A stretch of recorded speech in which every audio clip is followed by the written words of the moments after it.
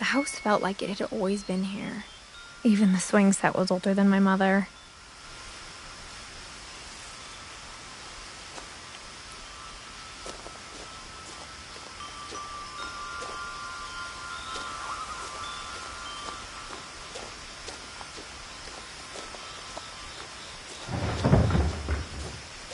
I heard something moving around in the garage.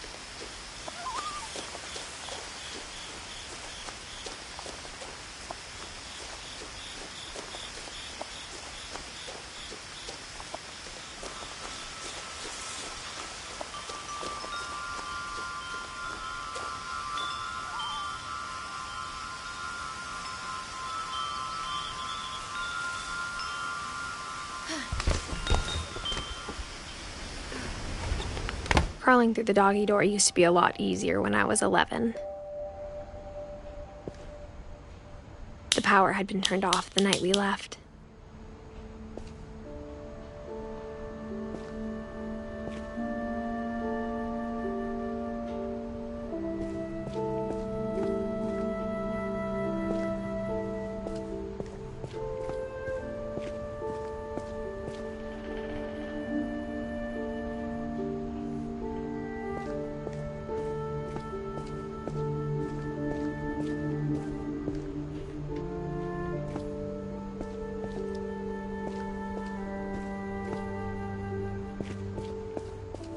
For the first time in years,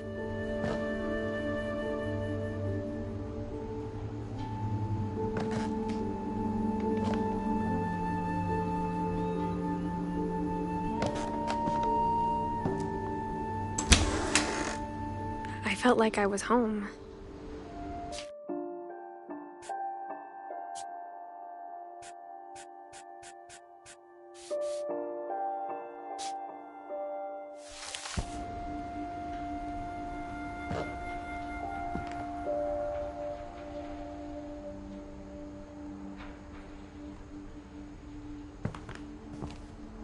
But instead of a family, there were just memories of one.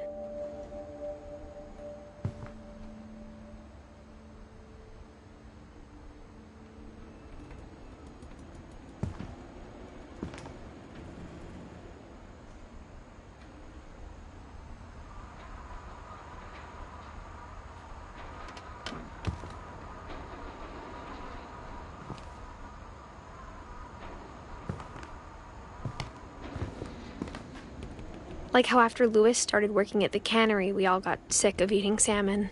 Except our cat, Molly.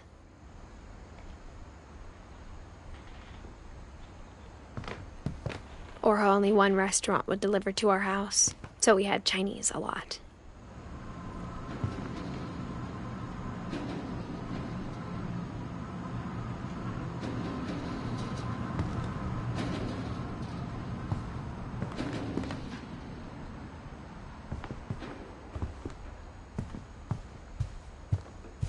The table was still a wreck from the night we left.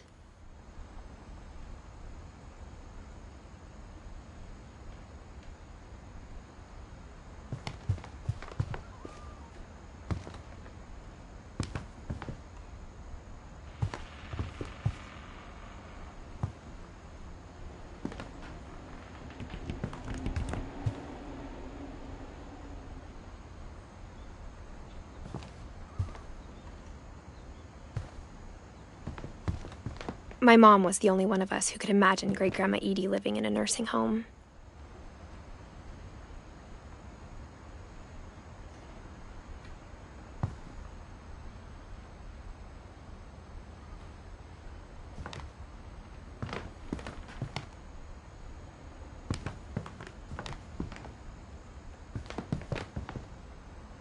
Nothing in the house looked abnormal.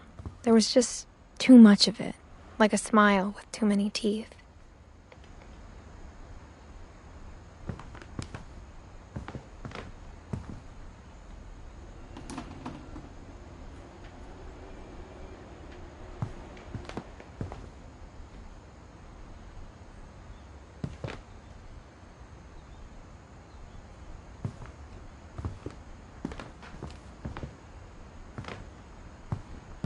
Even the fireplace had a story.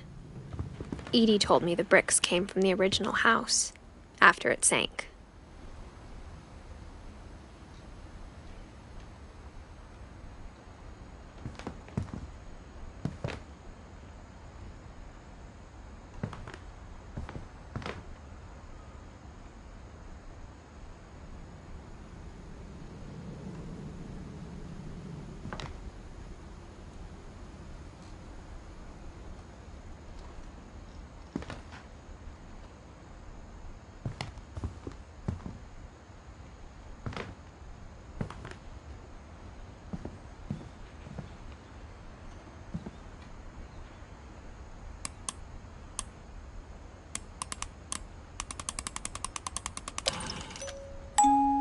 Great-Grandpa Sven built a music box for Barbara, along with the rest of the house.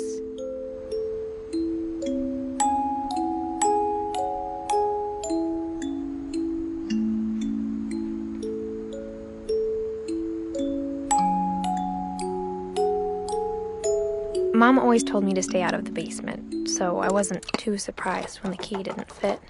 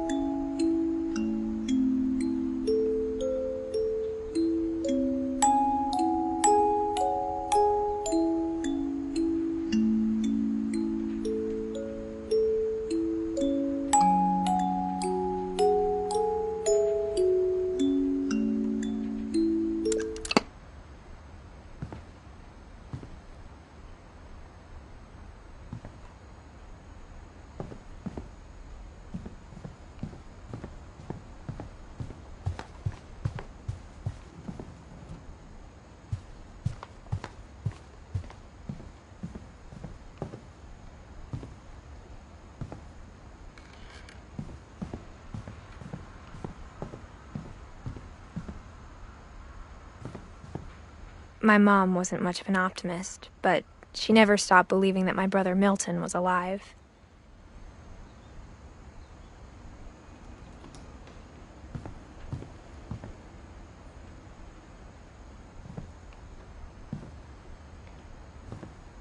A lot of things got left behind in the whirlwind of that last night.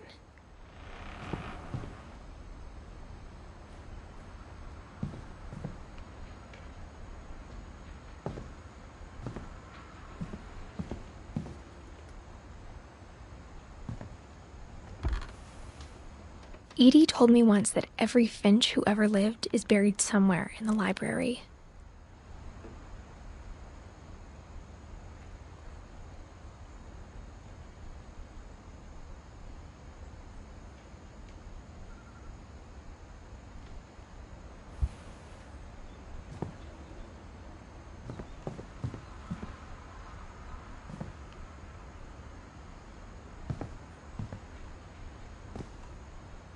After Milton disappeared, Mom sealed up all the bedrooms. Then Edie retaliated and drilled peepholes.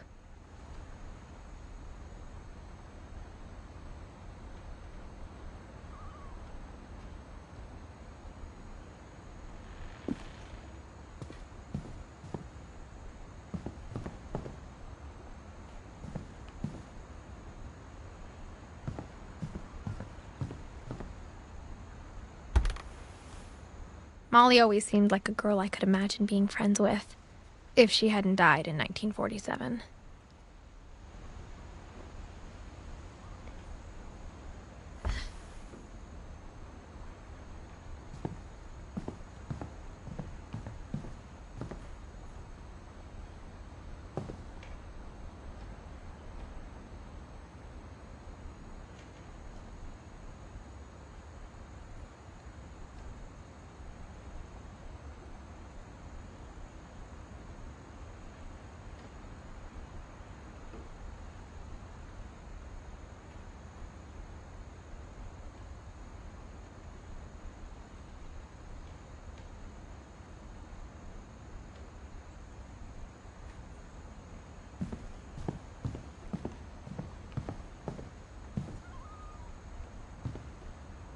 Whenever people ask me about my family, the first thing they always want to know about is Barbara.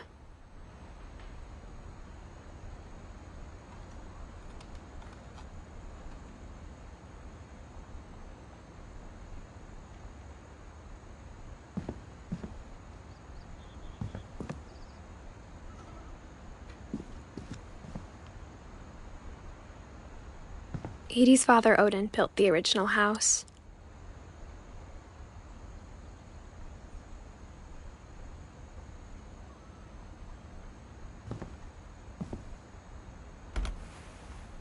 Barbara was a child star for 2 years, until America grew out of it.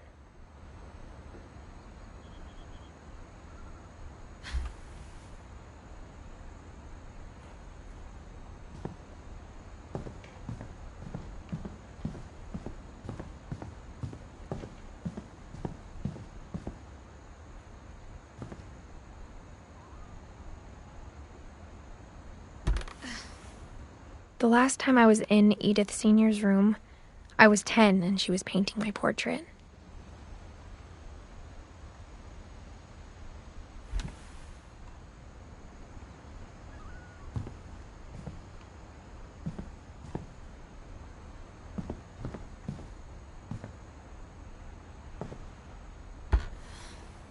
My Grandpa Sam spent 7 years sharing a room with his dead brother, Calvin.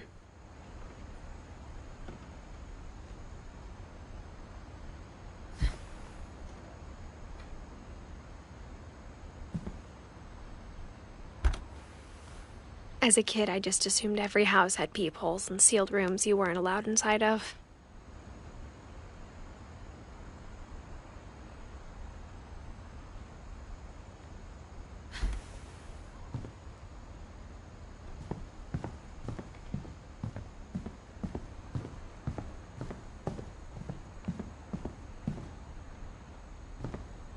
I spent a lot of time playing in Great Uncle Walter's room. I think my mom sometimes regretted not sealing it up.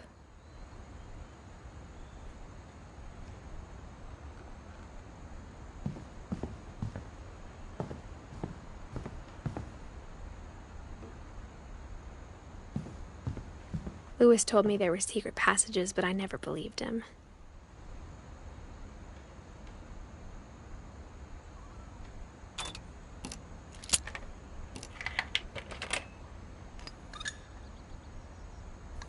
Turns out, my mom was really good at keeping secrets.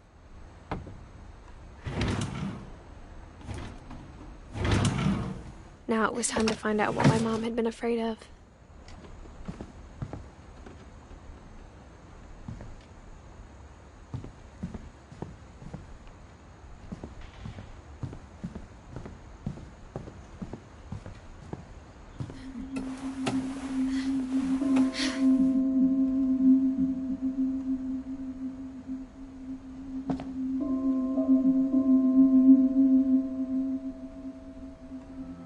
From the paintings on the wall, it was clear my brother Milton had been here before me.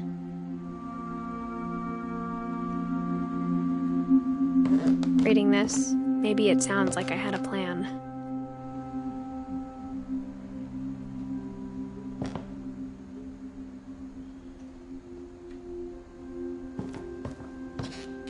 But I had no idea what was behind that door.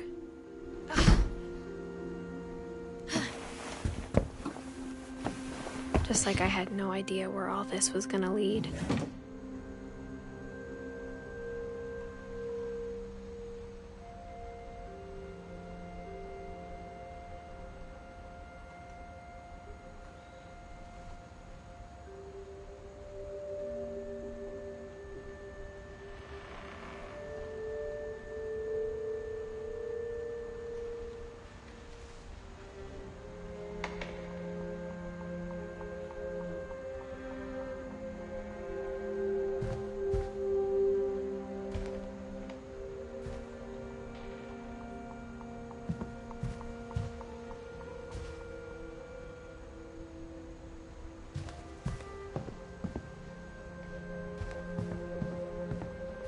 I grew up looking at Molly's room through the peephole.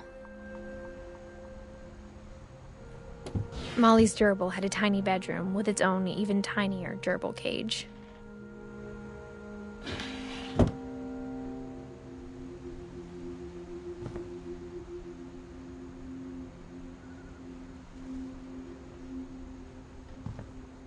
Being inside for the first time, I felt like I'd stepped behind a painting.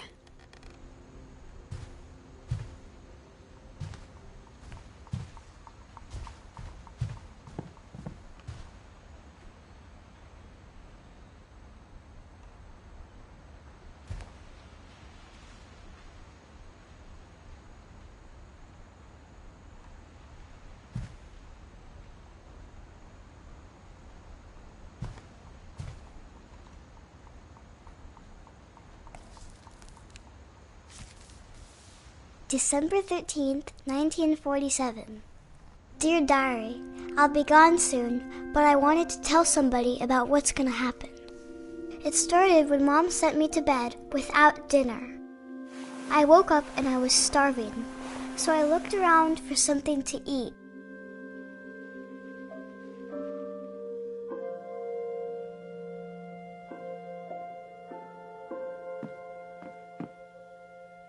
My Halloween candy was all gone.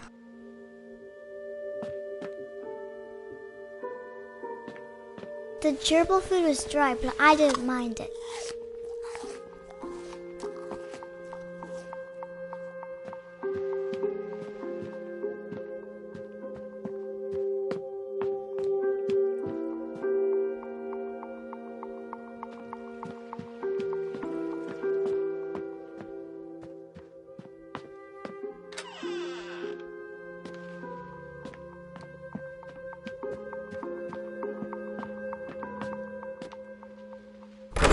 Mom, can I come out now? Sweetheart, it's late. Go to sleep.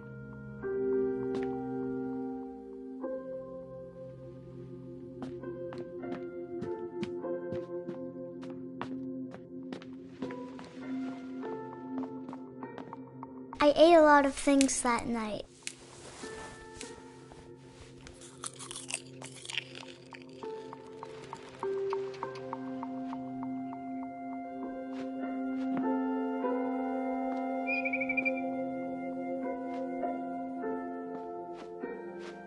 I kept eating and eating.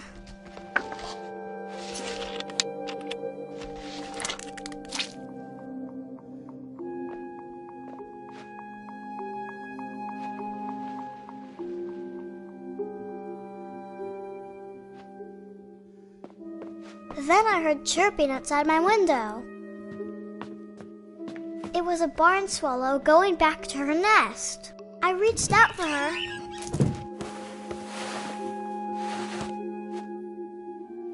And suddenly, I was a cat.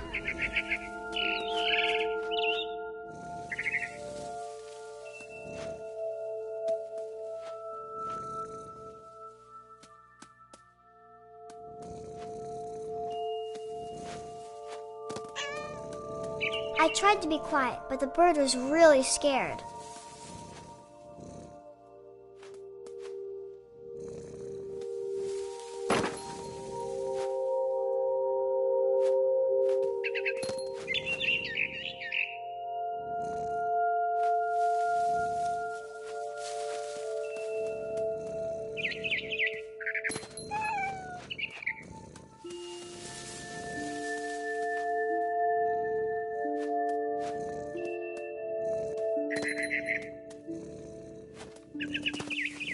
Mom and Dad didn't even look at me.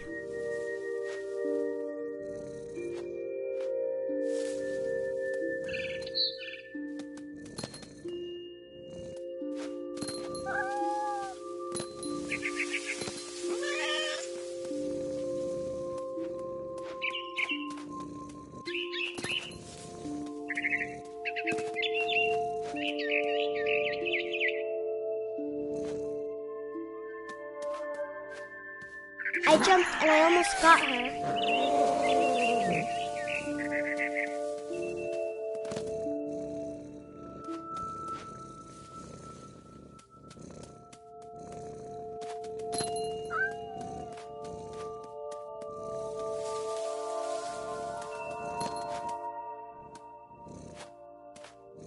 I could tell she was getting really tired. Now I was up in the big tree. I promised Dad I wouldn't climb it anymore. All I cared about was eating that mama bird.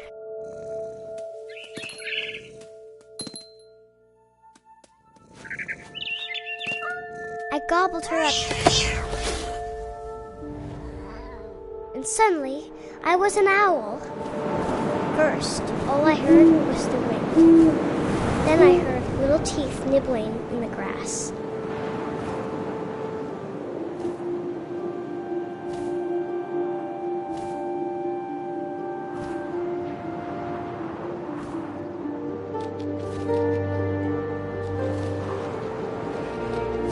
Rabbits.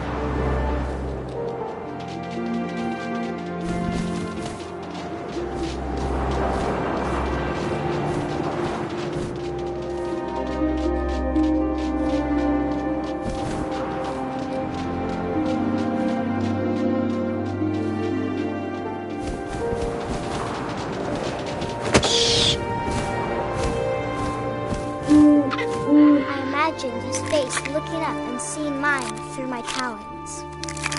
I swallowed him up, and I didn't chew one bit. Then I flew off to find something bigger.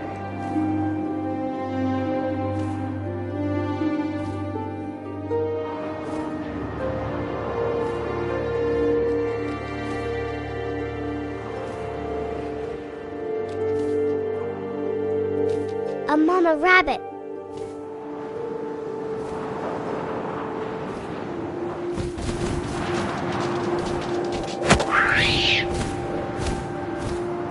She was almost too big to carry. I started choking, but I couldn't stop eating.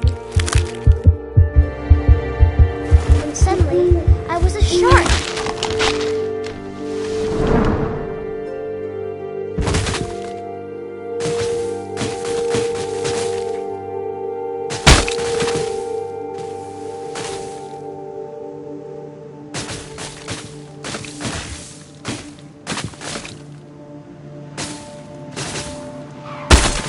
I rolled off a cliff and into the ocean. Now, I was hungrier than ever.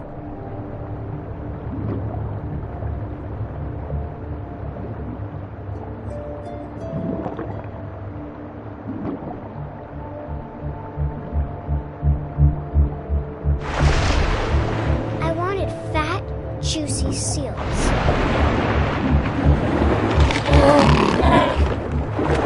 Off her flipper, and it tasted really good.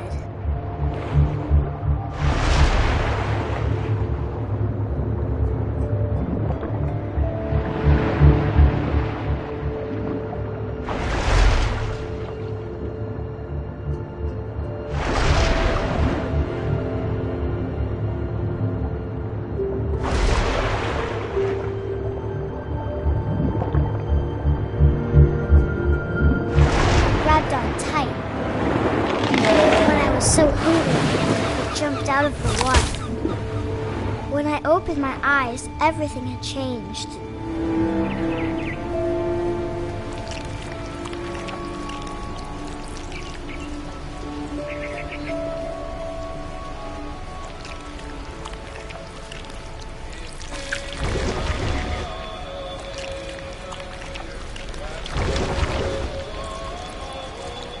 Now I was a monster, and I smelled people everywhere.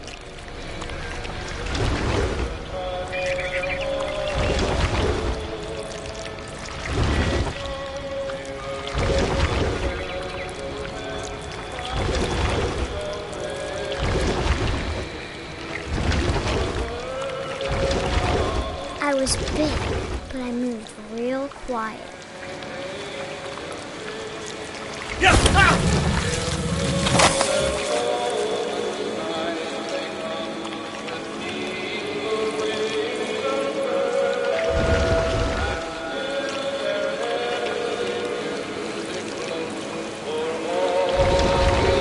I wanted to stop, but also I didn't.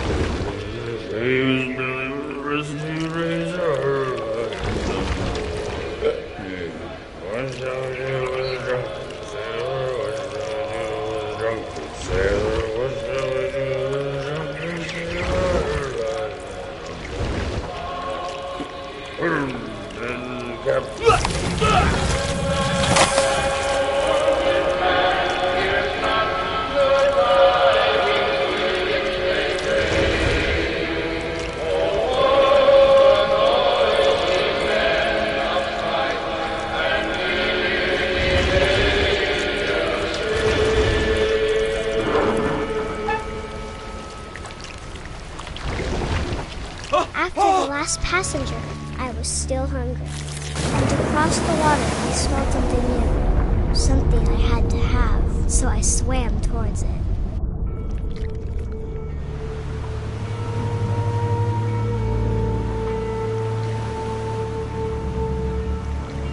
I slithered onto the sand, and the good smell went into an old pipe.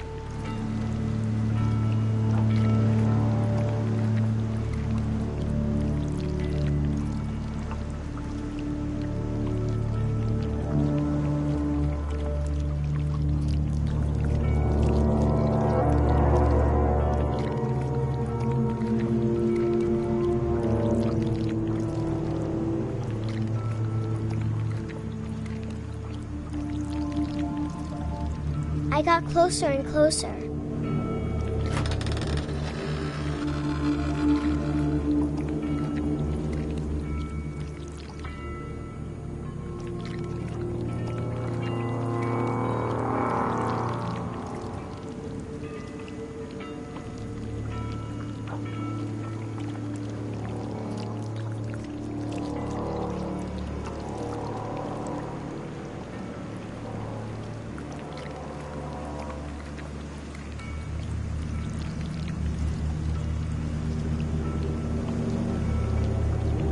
All my stomach started growling. And suddenly, I was me again. I held my breath for a long time, but I couldn't hear anything. I think it's waiting for me to fall asleep. But it's not going to wait much longer. It needs to feed, and we both know I will be delicious.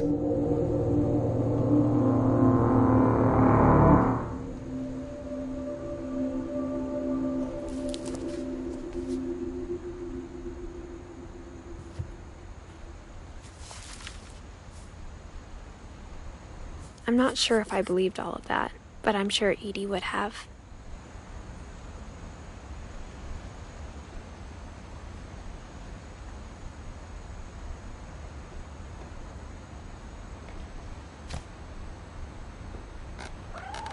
I got the sense Edie had spent a lot of time here, before my mom sealed the doors.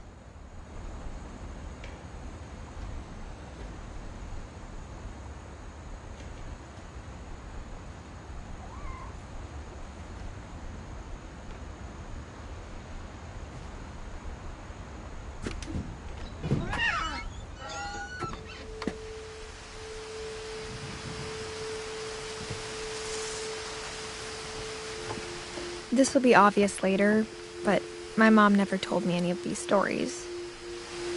Edie would have, but Mom didn't like bringing up the past. Though, when we adopted a stray kitten, she was the one who named it Molly.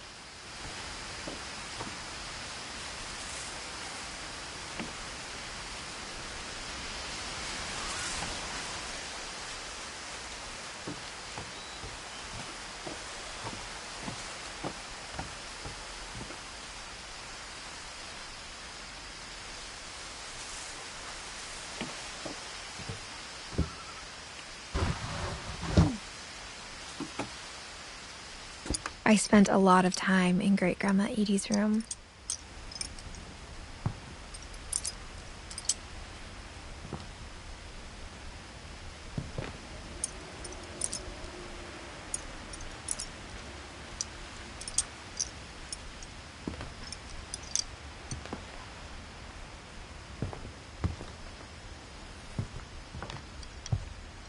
Louis died a week before we left, but Edie had already started to memorialize him.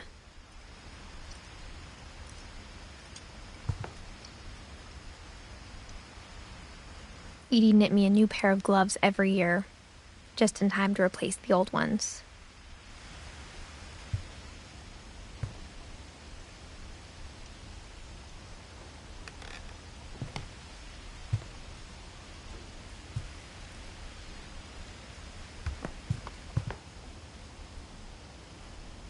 When Edie told people Sven was killed by a dragon, she could also have said he was building a dragon-shaped slide that collapsed.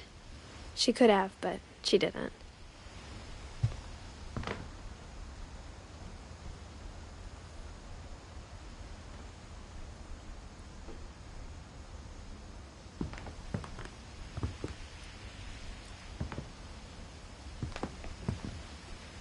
One summer, they evacuated the island, but Edie refused to go. For a few weeks, she was a celebrity.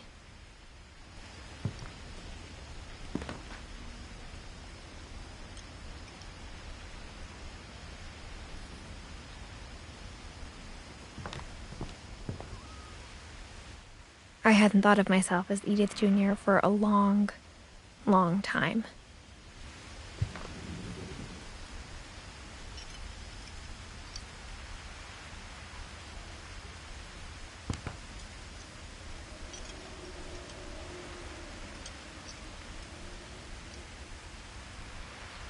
Edie gave a big interview about a mole man living under the Finch house. My mom was furious.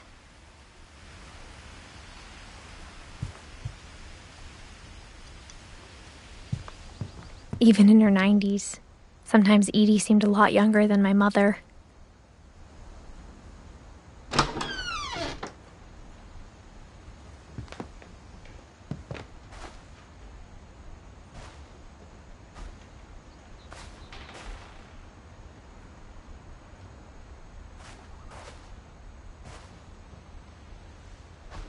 The only trace Grandpa Sam's first wife, Kay, left on the house was the pink bathroom. It was a pretty big trace.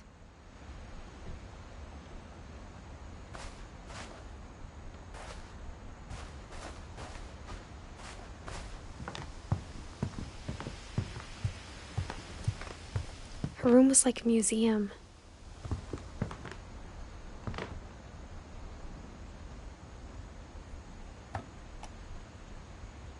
For 500 years, the Finches have been famous throughout Norway for their fortune and misfortune. Odin Finch buries the latest victims of the family curse, his wife Ingeborg and their newborn son, Johan. On January 7th, 1937, he set sail with his family and his house, hoping to leave the curse behind. But 40-foot waves off the coast of Washington send the house and Odin to the bottom of the sea. Odin's daughter Edie, with husband Sven and baby Molly, step ashore on their new home, Orcas Island. Odin Finch is the first to be buried in the new family cemetery. His daughter Edie is already dreaming of a new Finch house.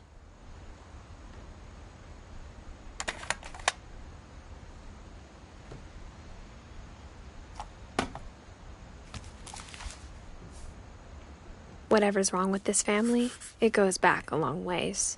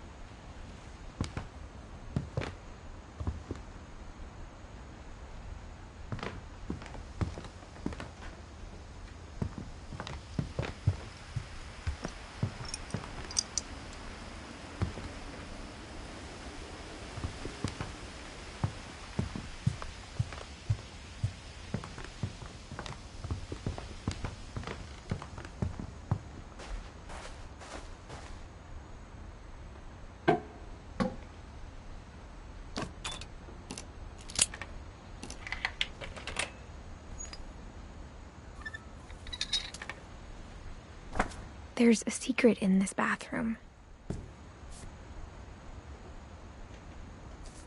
It's in the last place you would look. It isn't in the cupboard. It's hidden in this book.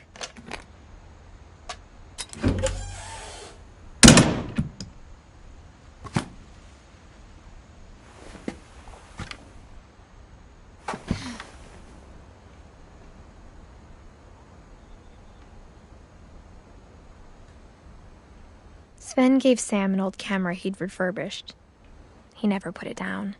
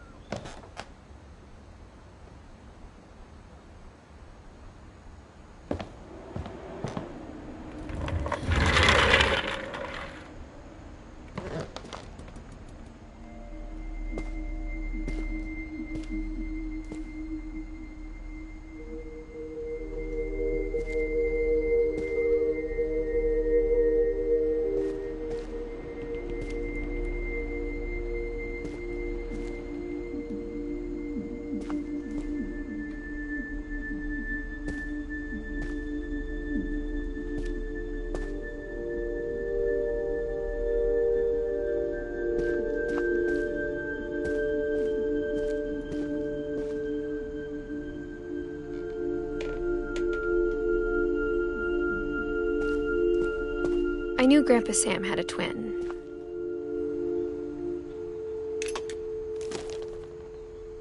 And that he never talked about him.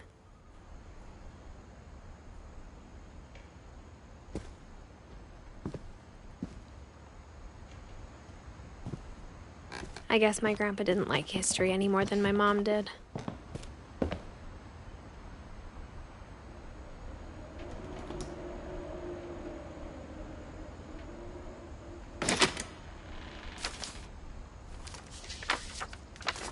How I Want to Remember My Brother by Sam Finch. The thing I remember is that when he made up his mind, that was it.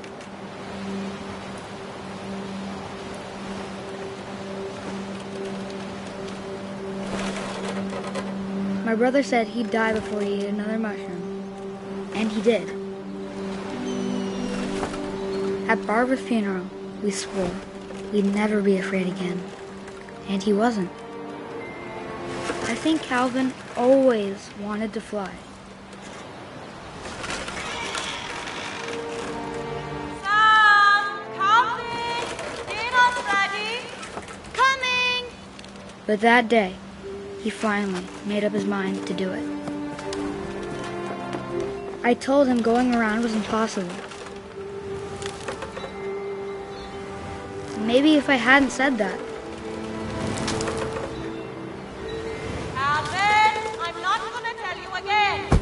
maybe if the wind hadn't picked up, then maybe he'd still be here. But I doubt it.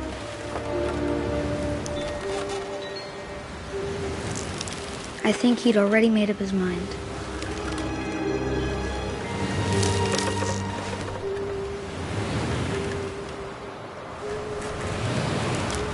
That's what I want to remember about my brother.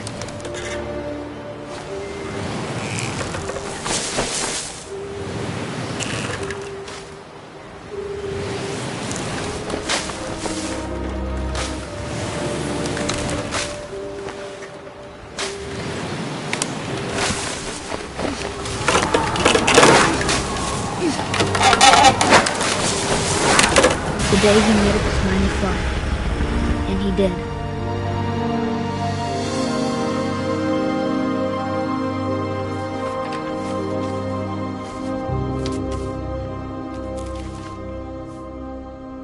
Calvin's story felt strangely familiar.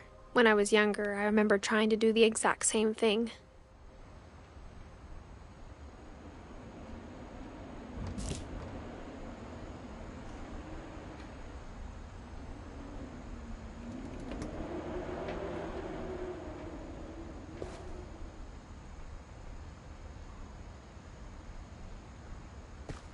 After the funeral, Edie roped off Calvin's half of the room.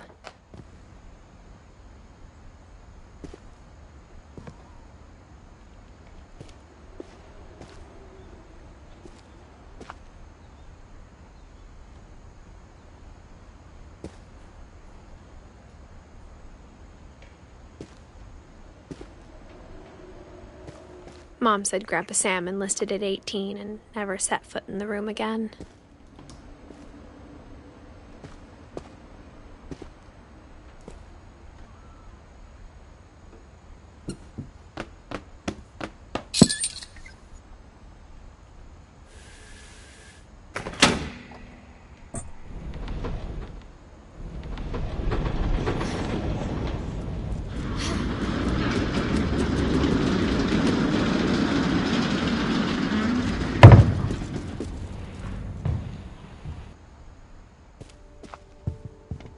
The passages were a pretty tight fit. They'd obviously been built for smaller hands and bellies.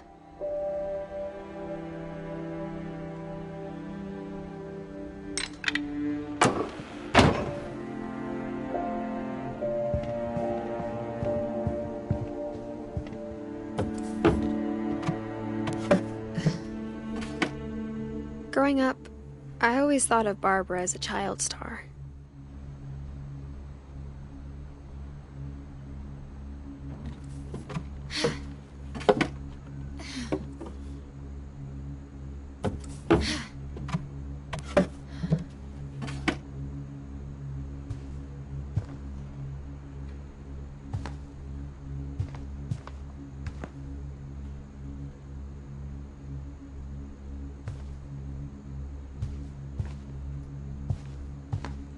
I never thought about how hard it must have been for her afterwards.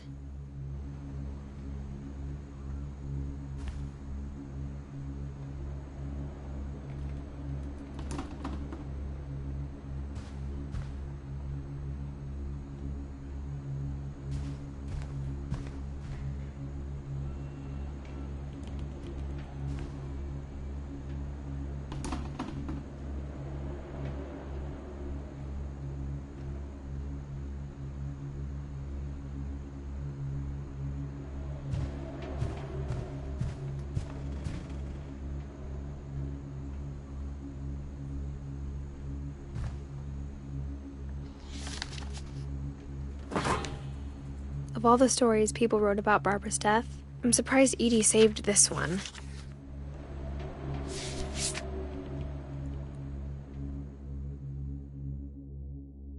Old Jack here with another ghastly tale inspired by America's most unfortunate family.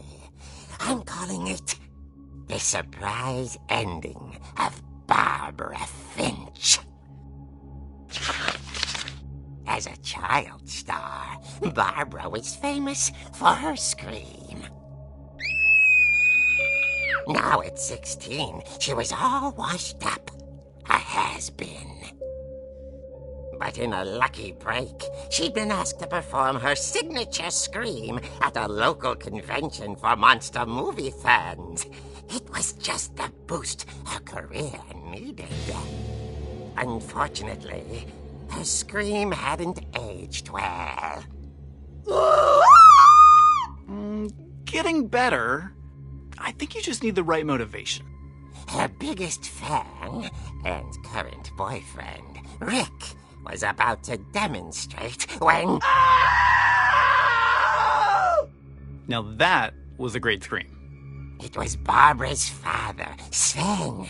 He'd slipped into a table saw and had to be rushed to the emergency room. So Barbara got stuck babysitting her youngest brother, Walter. Her convention comeback was cancelled. Okay, I'm hearing frustration, but I'm not hearing terror. What if I tried... A gang of hoodlums in Halloween masks have been terrorizing Orcas Island tonight. Police are urging residents to... That came from the basement. You're right! Also, I loved your delivery on that. Why is your basement door locked? Because my dad likes making puzzles and secret passages.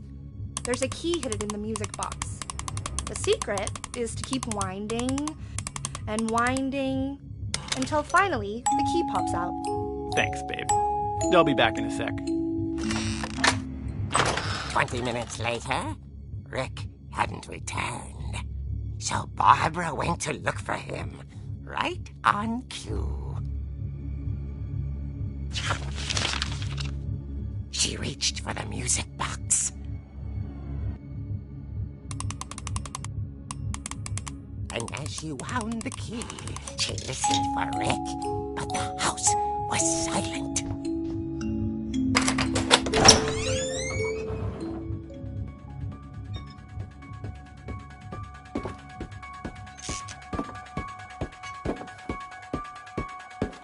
She found Rick's crutch and imagined the worst.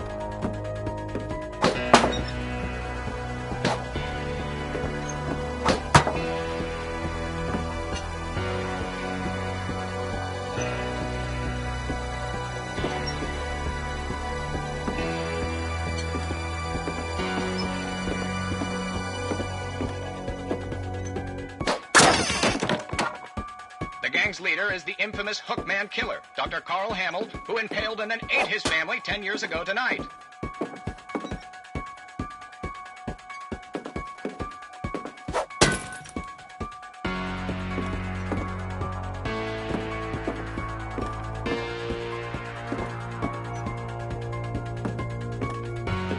The old fridge rattled and grew still.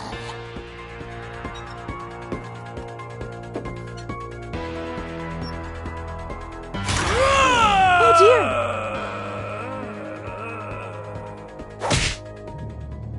Oh! Rick? Barb, relax. I was just trying to scare you to help you find your scream. Well, I'm not scared, Rick. I'm furious. Then act furious.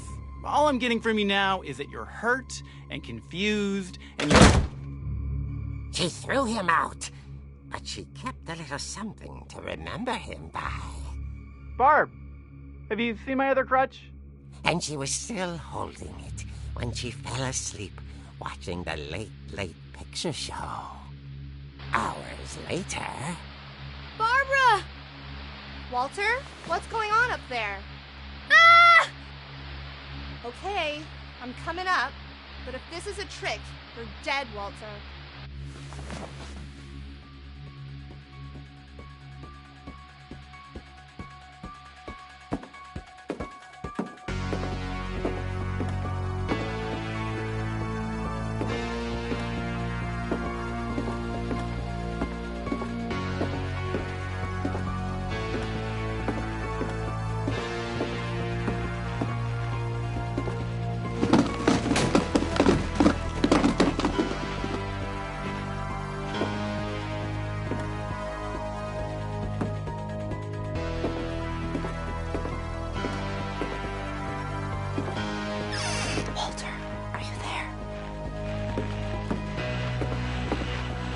Walter had vanished, but his bedside radio was still on.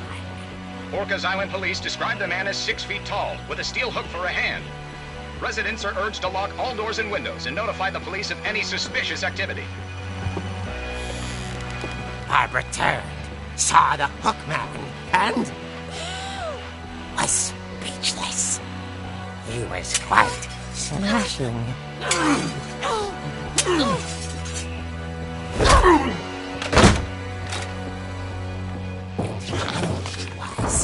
He couldn't get enough of Barbara. Okay, Barbara, there's gotta be another way out of here.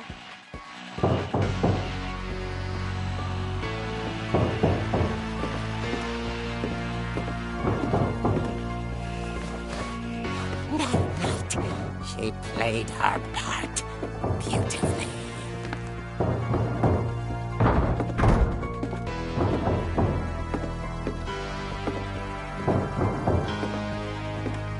Molly's door hadn't been opened in years. The hinges groaned.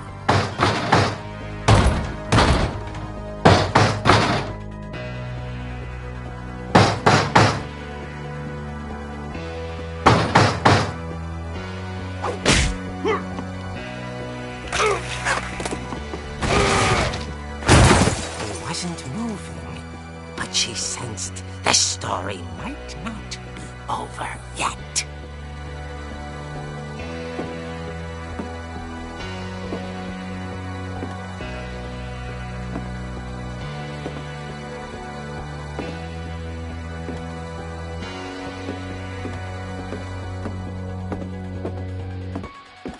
The hookman had vanished. She listened for his breathing, but all she heard was...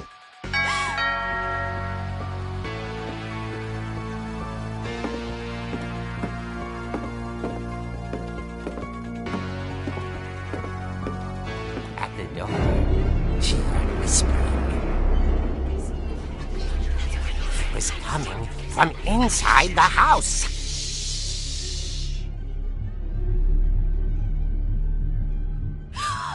Oh dear. The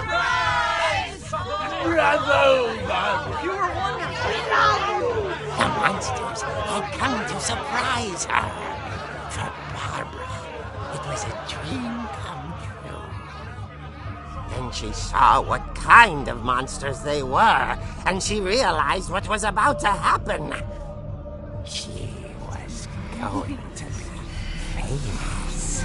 And with her final breath, Barbara Finch gave the performance of her life.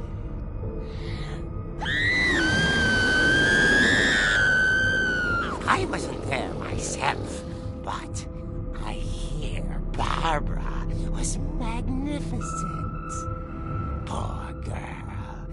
She had a taste for stardom. But unfortunately, so did her fans. Of course, the police blamed it all on poor Rick, who disappeared the same night.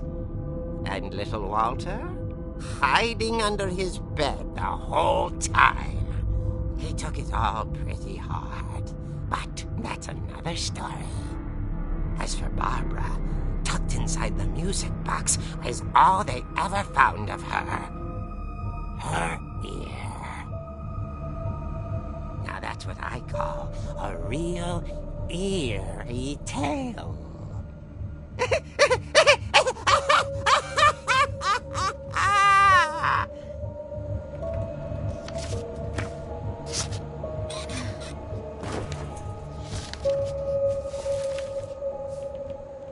Edie told me all Barbara wanted was to be remembered, as absurd as that comic was. Maybe what Edie saw was a happy ending.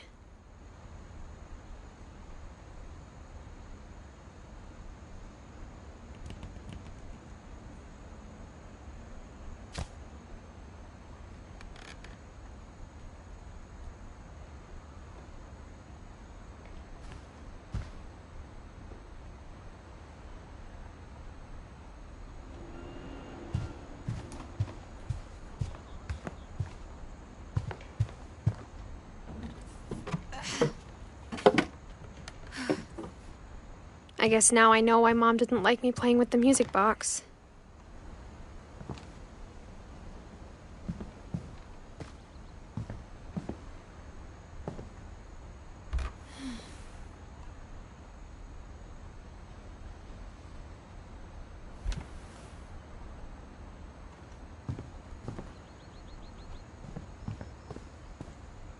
Mom must have locked the third floor stairs on the night we left.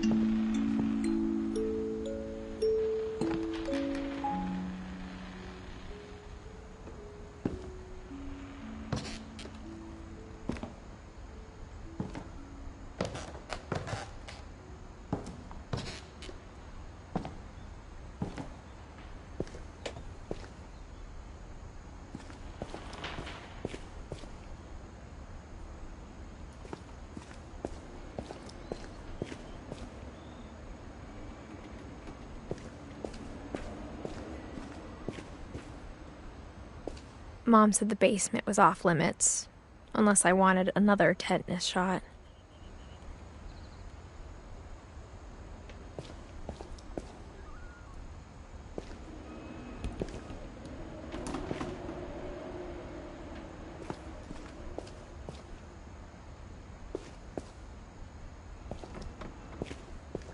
I saw Edie sneak down to the basement once, carrying packages.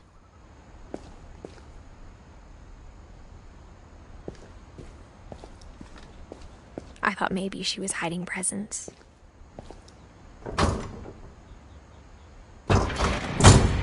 It turned out she was hiding a lot more than that.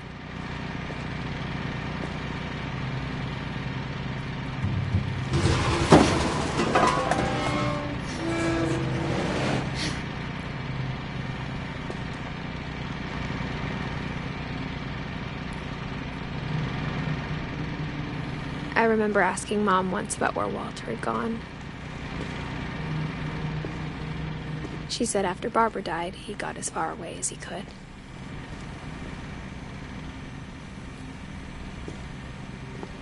If there's a pattern in all these stories, I think it's that none of us has gotten very far.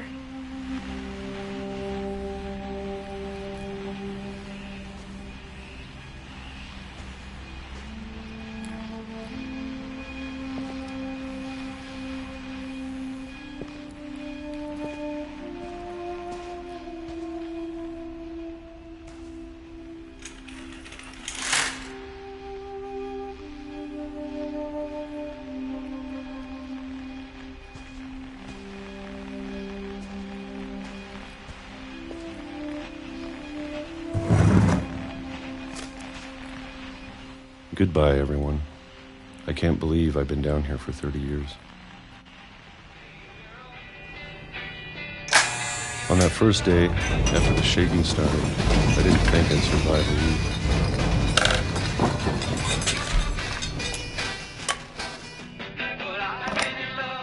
But after a few days, I settled into a routine.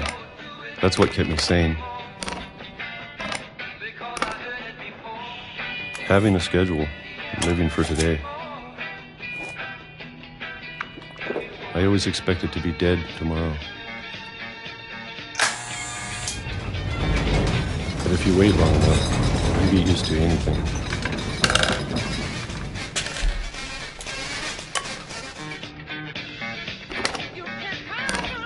Even a monster on the other side of the door starts to feel normal.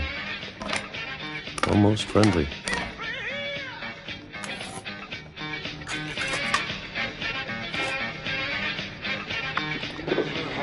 And then one day, everything just stopped. Whatever that thing was, it was gone. Maybe it got tired of waiting. Or maybe I just got tired of being afraid.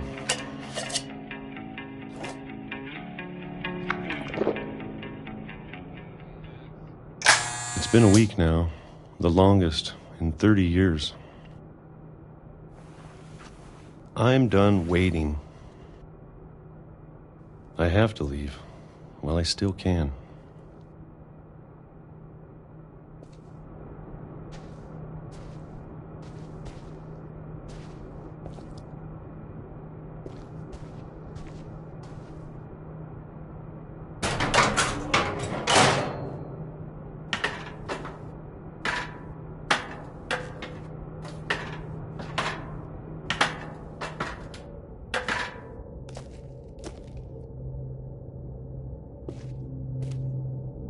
I know it's out there, somewhere. Whatever killed Barbara and Molly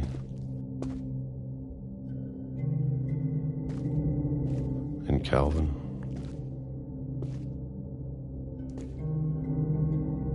Maybe this is all a mistake. But I need to stop living the same day, even if it kills me.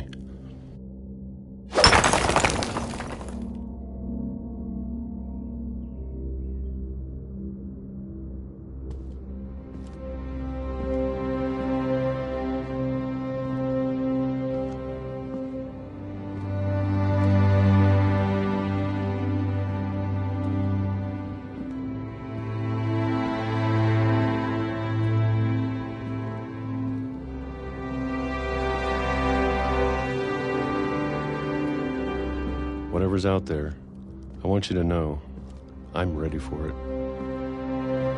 I'm going to appreciate all of it, especially the food. I don't mind if I only have a year left. Or a month. Or a single week. I'd be happy with one new day. I can already imagine the sun on my face.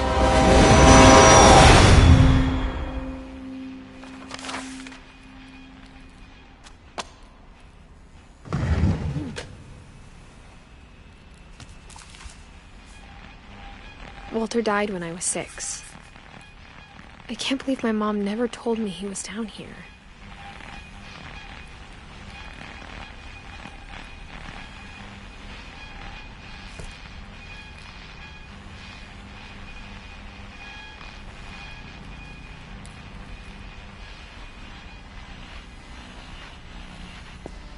I'm sure my mom was trying to protect me.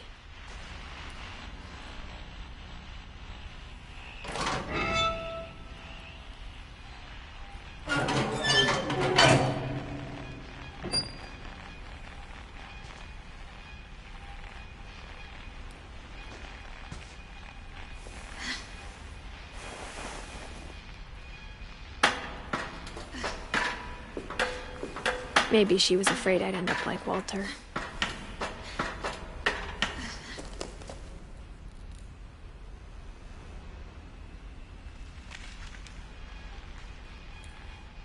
But if she never told me about an uncle under the house, I can only imagine what else she was hiding. I don't want to make the same mistakes she made.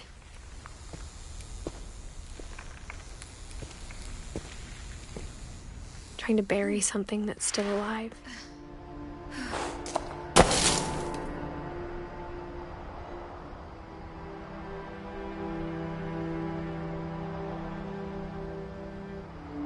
Now that there's only one of us left, or maybe 2,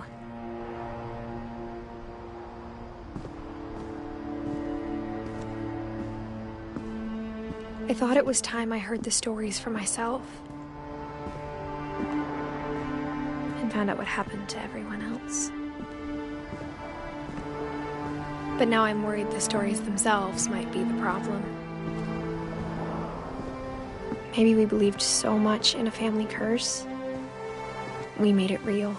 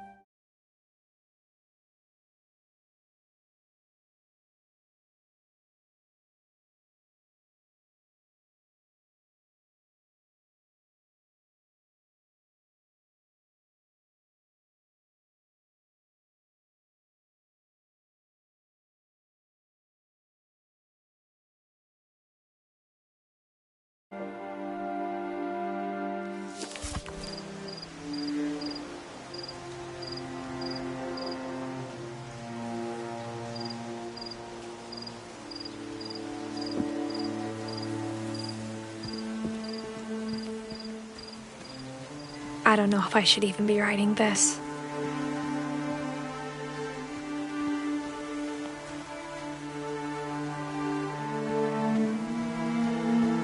Maybe it'd be better if all this just died with me.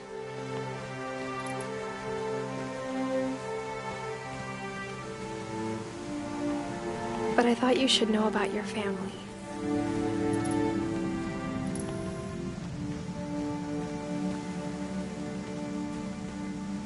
And the history you're a part of.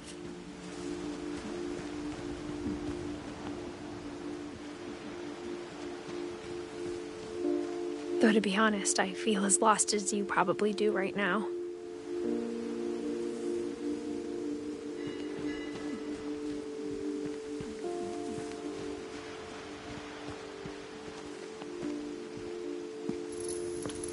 I think the people in these stories believed them, for what that's worth.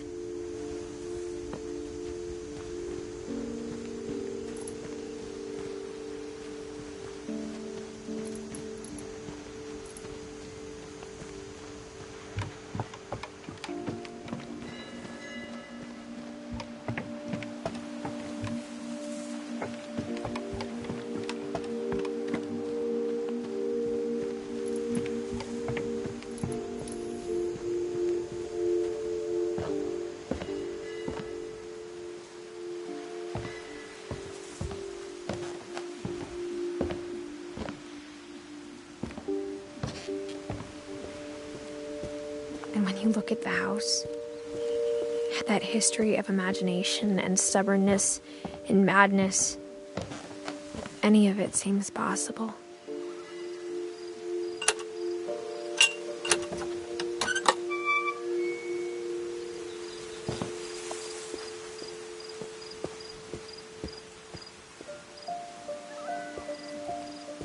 I think we've been surrounded by death for so long, we've just gotten used to it. What kind of family finishes building a cemetery before starting the house?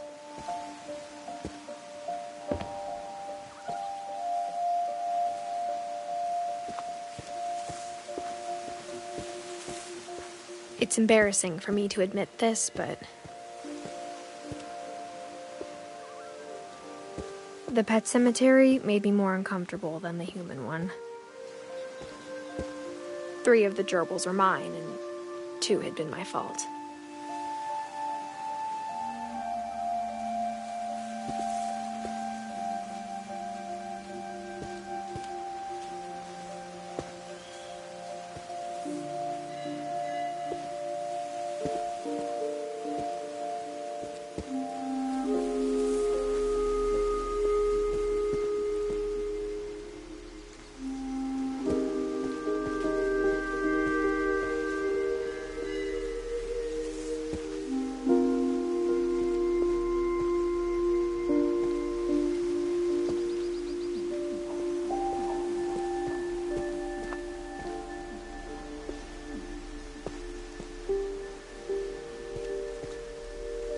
Sven built the house, but it was Edie who designed the cemetery.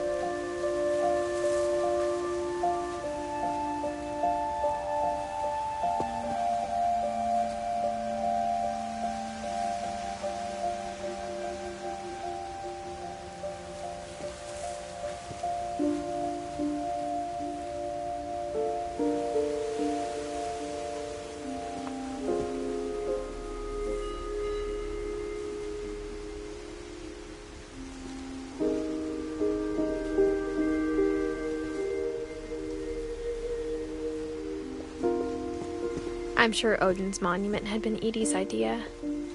My mom was always trying to move on, but for Edie, the past never went away.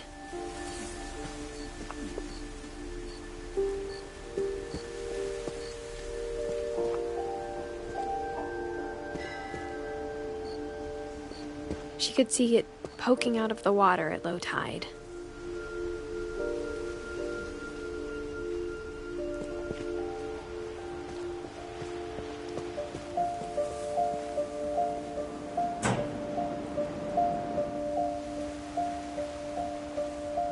Edie said she dreamed about the old house every night.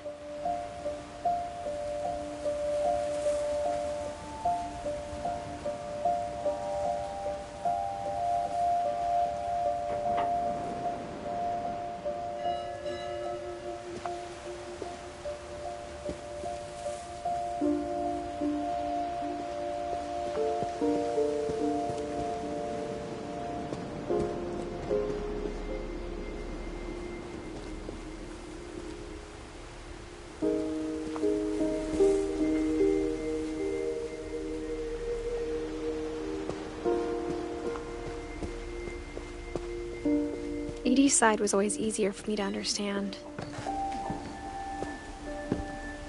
But the older I get, the more I can see where my mom was coming from. Her dad had been pretty strict, but it wasn't enough to save her brothers. She was just trying to do better.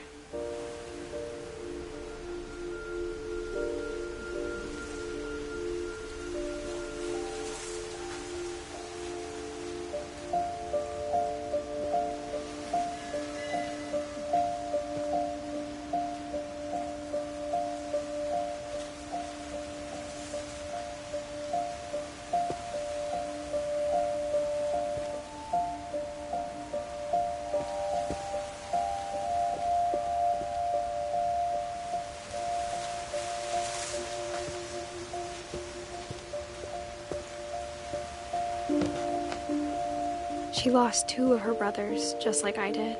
I get why she tried so hard to protect us.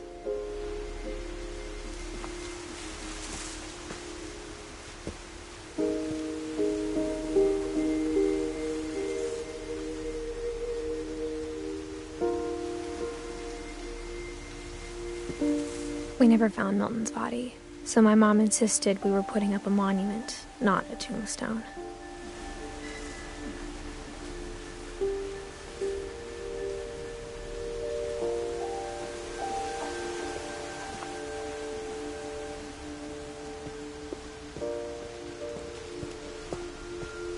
There's so many things I wish I could ask my mom now. Part of me thinks this is what she wanted all along. For me to come back someday and find everything out for myself.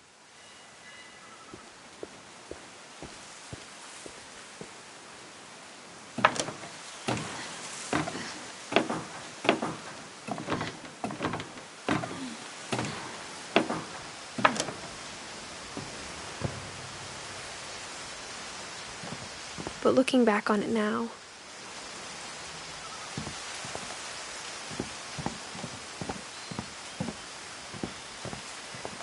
if she told me there was going to be so much climbing, I never would have come when I was 22 weeks pregnant.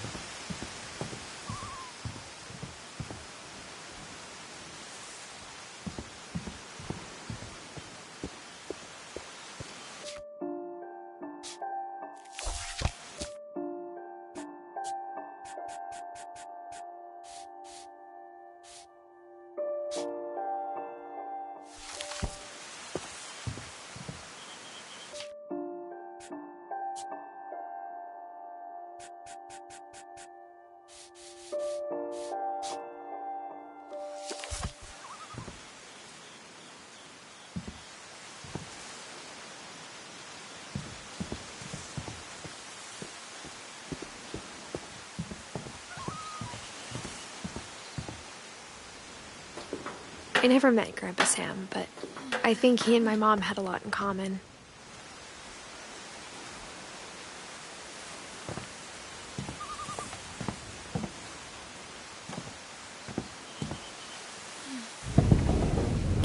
They were both pretty intense.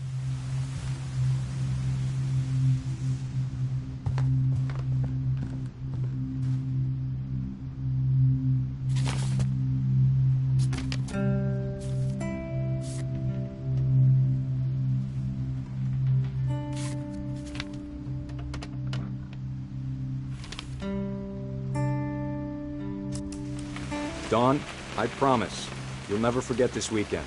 Yes, sir. These memories are gonna last a lifetime. Am I gonna have to shoot anything? It's a hunting trip, Dawn. Shooting is strongly encouraged. Shouldn't we be leaving? Just want to get a shot of you, Dawn, then we can take off.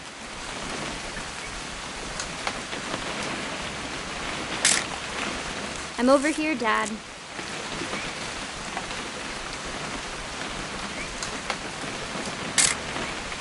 Not quite. What? Perfect. It's gonna rain the whole weekend, isn't it? I will never forget this weekend, Dad. That's the spirit. Okay, got it. I'm gonna take some pictures, okay? Just be careful. That camera's older than you are.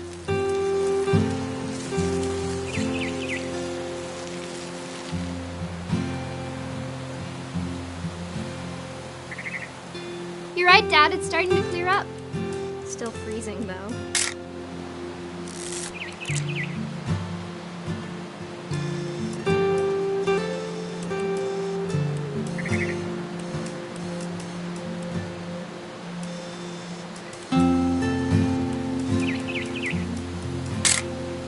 Aw.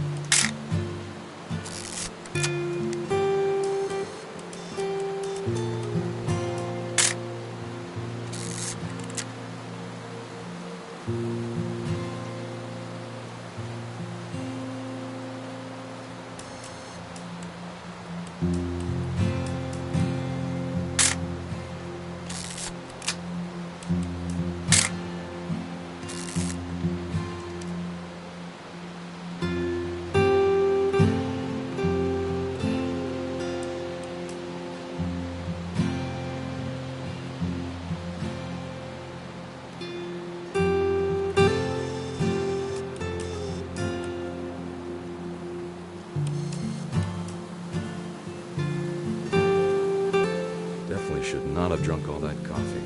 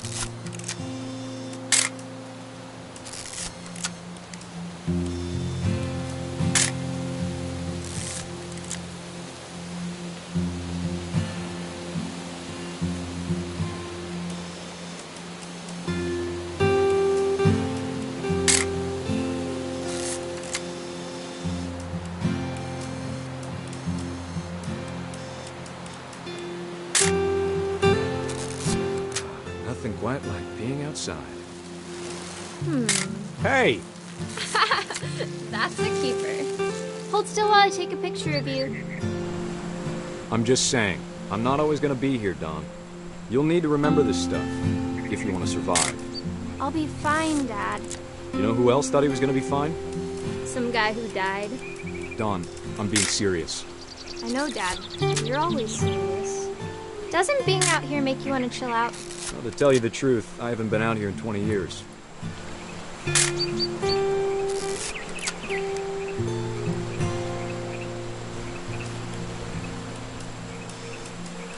Last time I was with my brother Calvin. Man, that was a great trip. Your grandpa Sven taught us how to fish, how to build a fire. Dawn, don't you think you could find something more interesting to photograph? You don't need to waste any more film on me, kiddo.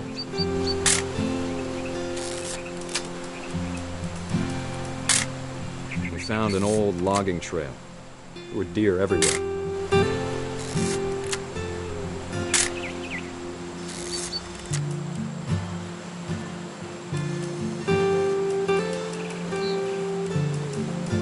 I bet if I could remember where that trail was, we'd spot a buck for you in no time.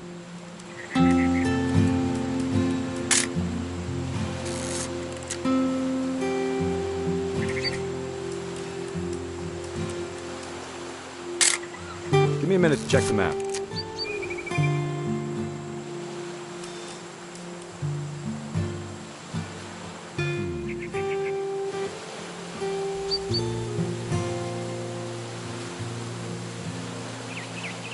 Let's see.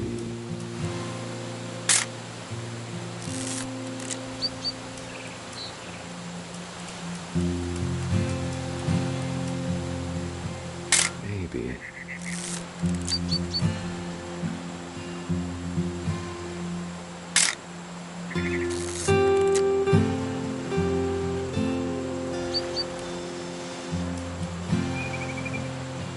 Or was it?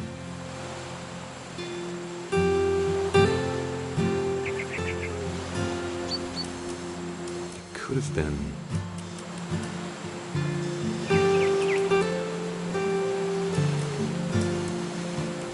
Dad! Good eyes, Dawn.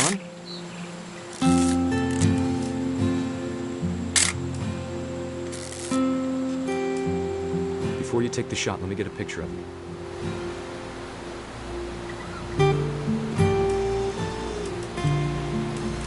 Dad, I... Let me get behind you. Do I have to do this? Dawn, you don't have to do anything. But if you want to survive, you'll need to be strong.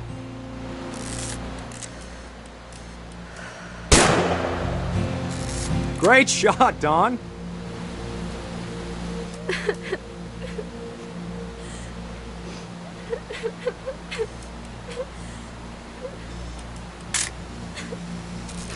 I'm proud of you, Dawn. Always remember that, okay?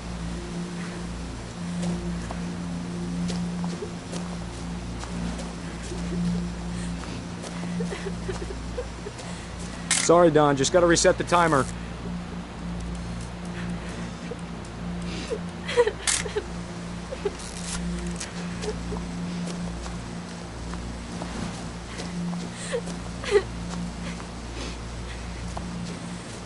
Dad, it's twitching.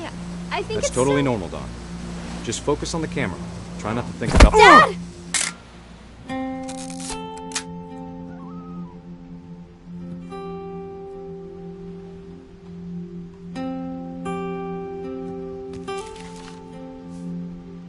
Of all these stories, that's the one I wish most that my mom had told me.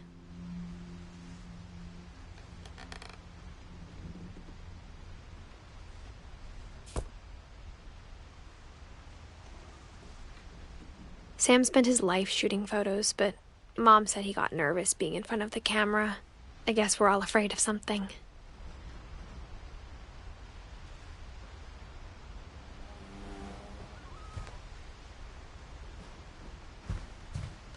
Instead of hiding from death, Sam seemed to go out of his way to meet it.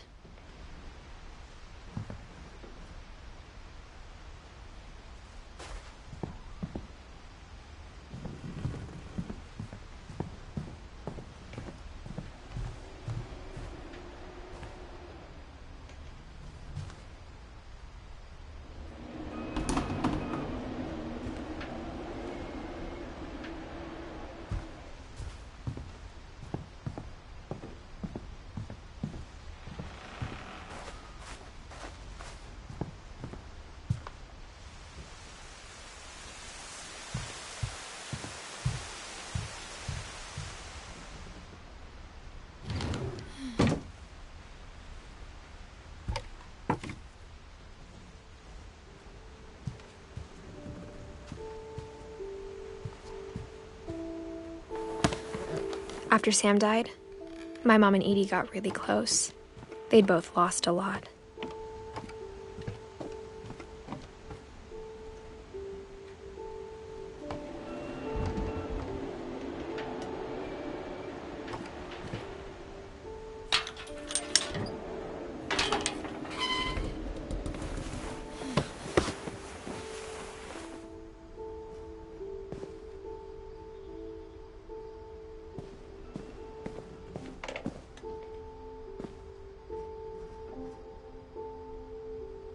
I can't imagine my mom ever writing poetry, and yet...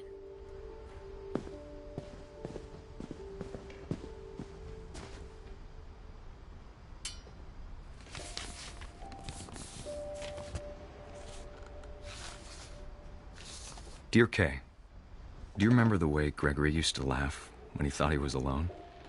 Like something funny was happening, but only he could see it.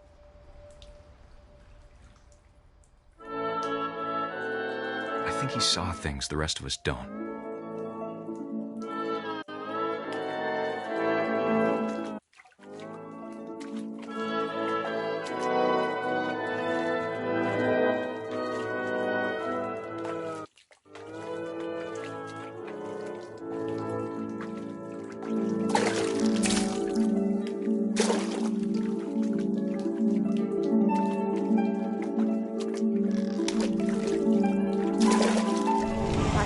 Gregory, it's time to... Hold on, sweetie. Hello? Sam, I told you I don't want to talk right now.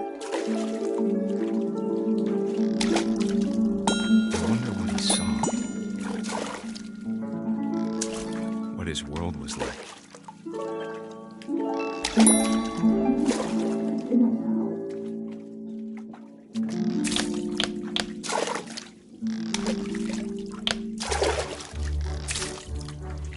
Reminded me so much of Calvin.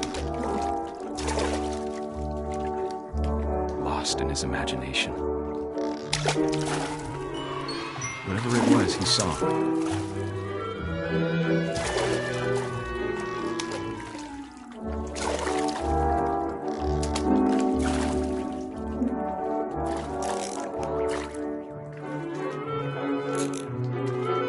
It sure made him happy.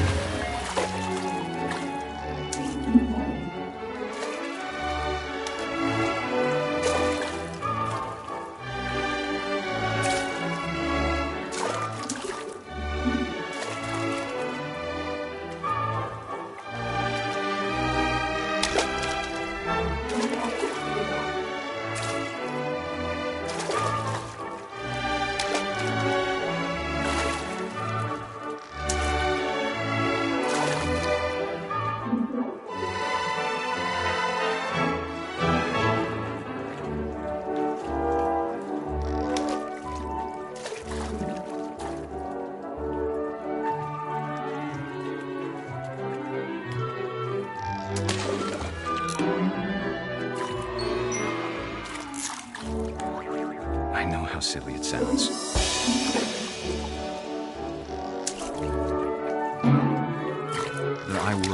baby being too happy. But I could feel her slipping away. Sorry about that, Gregory. I know you did everything you could.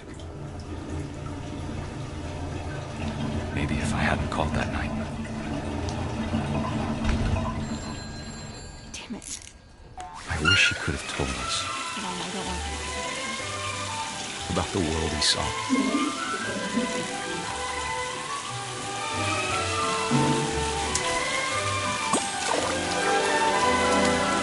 There's so much I don't understand. About Gregory. About everything.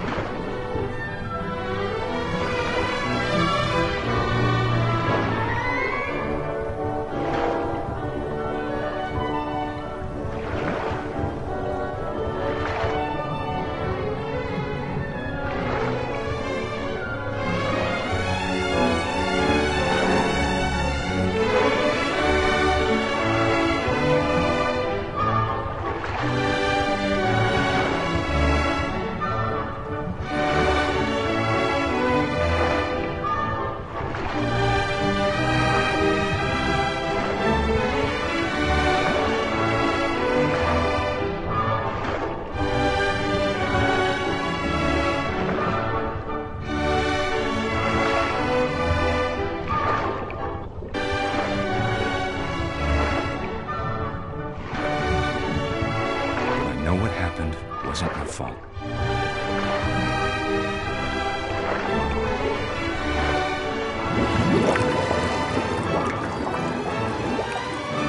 I'm sure he's happy.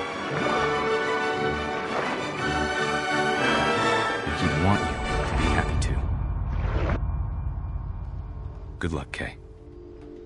Love, Sam.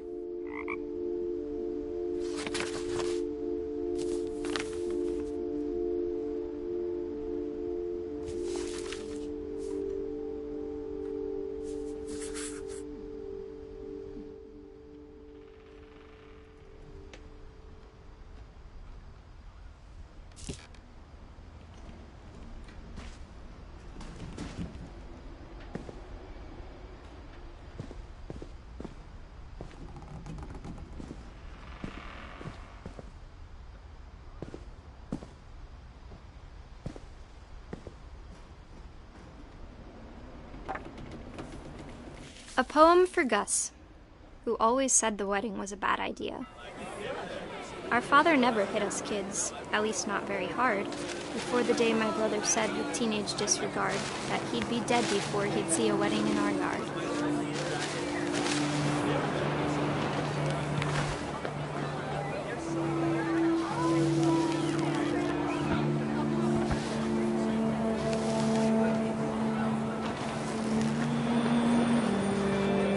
Father made him come, of course, but Gus stood far apart, just flew his kite and bottled up the storm inside his heart.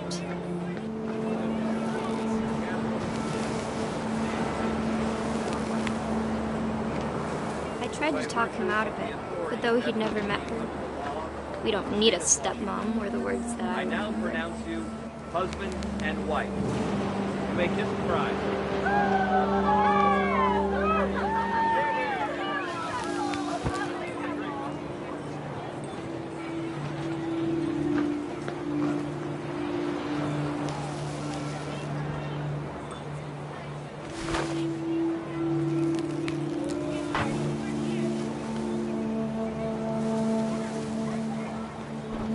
When the time for photos came, Dad ordered him to come here.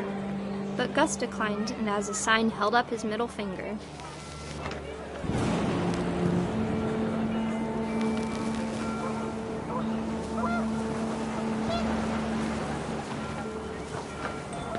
The wind picked up, and panicked geese appeared and quickly went.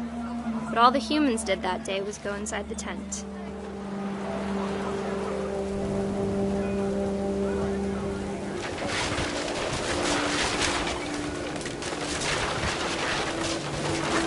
The rain came down in buckets then, but no one seemed afraid that nature might destroy the tent our dad had crudely made.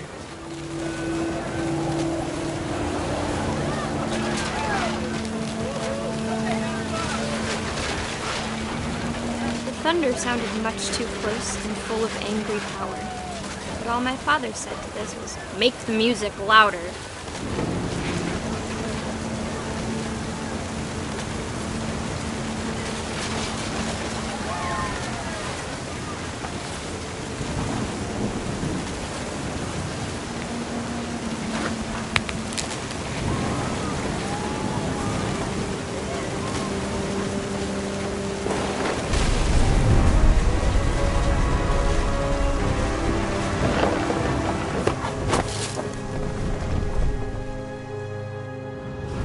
I wish that I could truly say I thought about you on that day.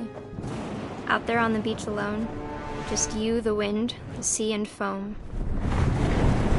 But I didn't, until we found you.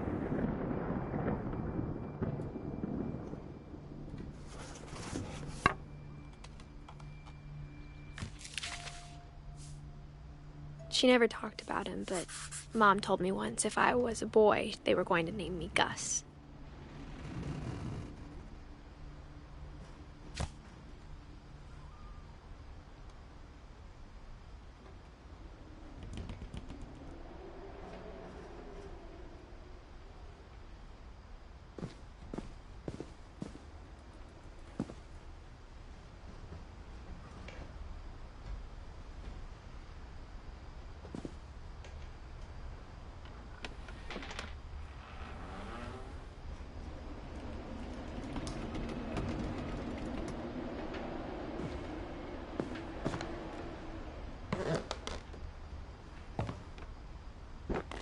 My mom moved up to the loft after her brothers died.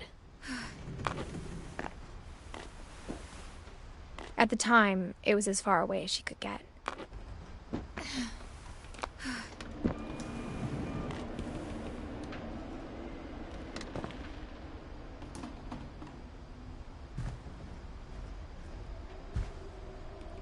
Religion was another thing my mom never talked about, but I think it helped her a lot after her dad died.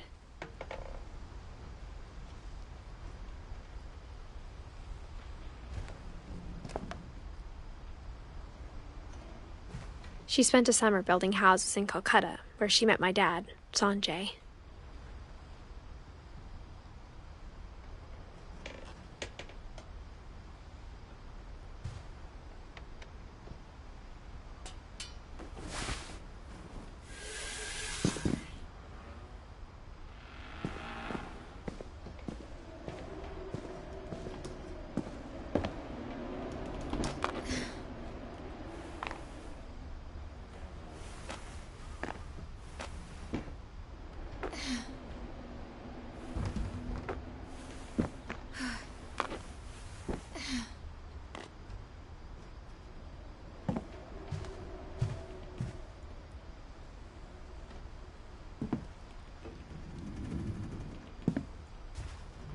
My mom moved to India a week after graduation and got a job teaching English.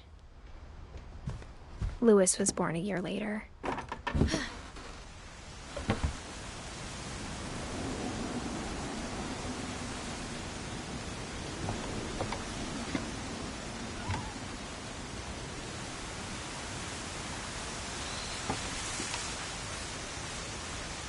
When my dad died, I don't think Mom knew where else to go. I'm sure Edie was happy to have her back. And to see kids in the house again.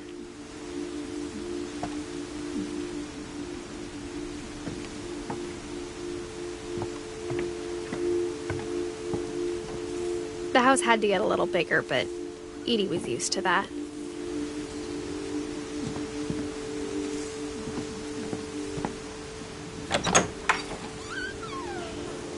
And for a while, things were good.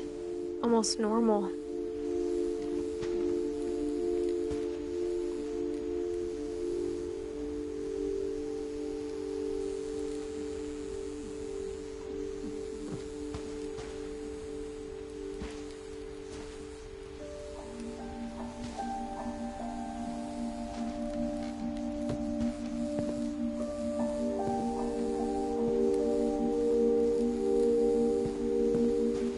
but it didn't last.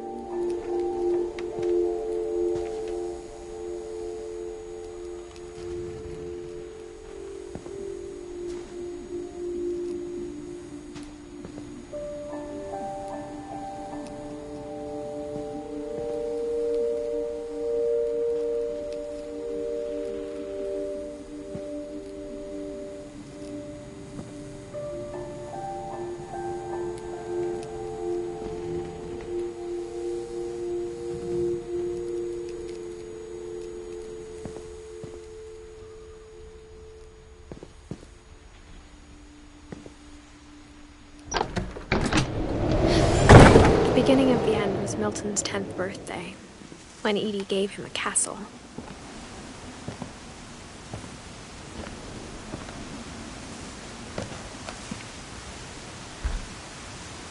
After Milton disappeared, the only thing he left behind was a room full of paintings.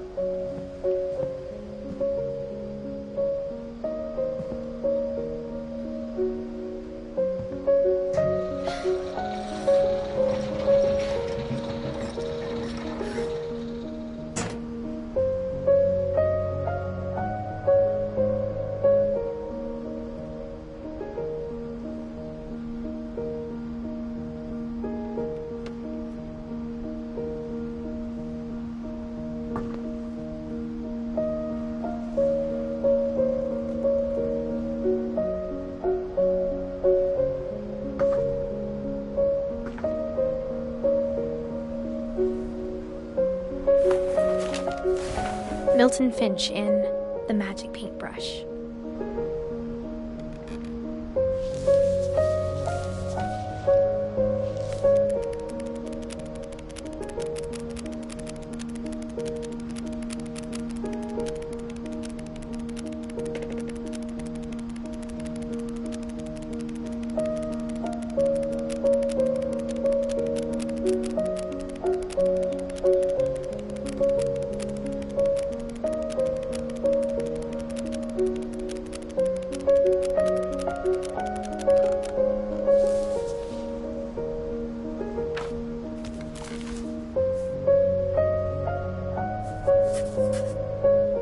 was 4 when Milton disappeared.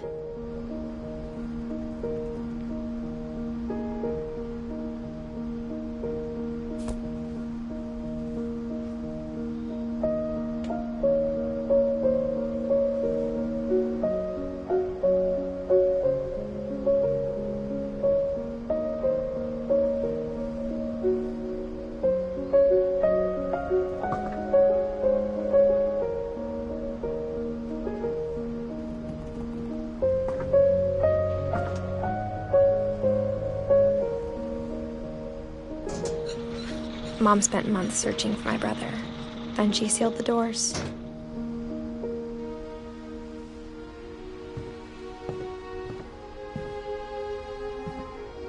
Whatever Milton had found in the house, Mom didn't want it getting out.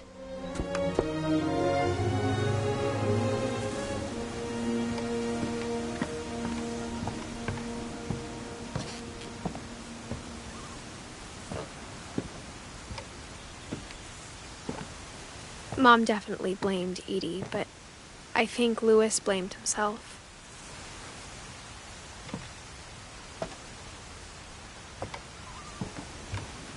After he graduated, he just spent more and more time in his room, until Mom got him a job at the cannery.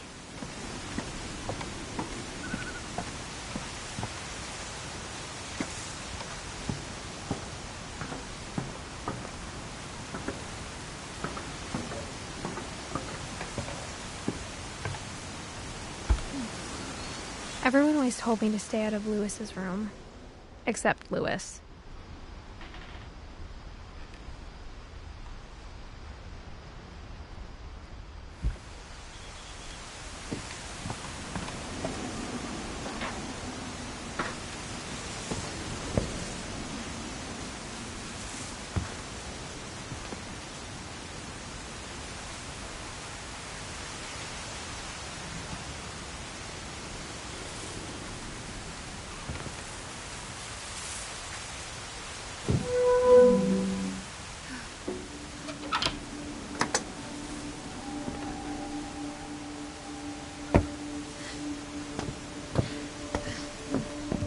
Louis's room smelled very, very familiar.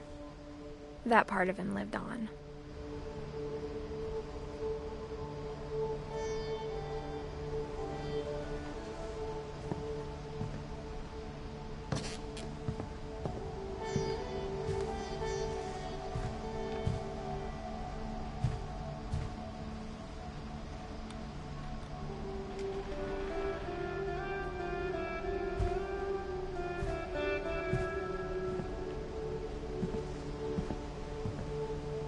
Louis and I spent a lot of time playing games together, but he was surprisingly bad at them. He died a lot.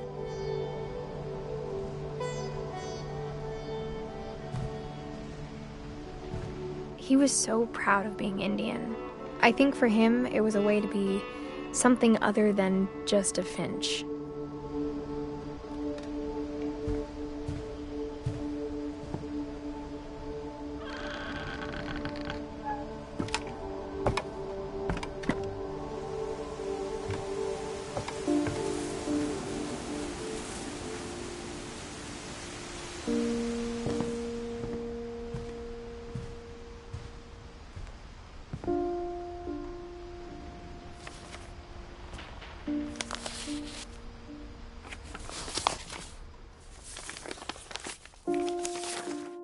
Dear Mrs. Finch, as Louis's psychiatrist, I can understand your desire for an explanation.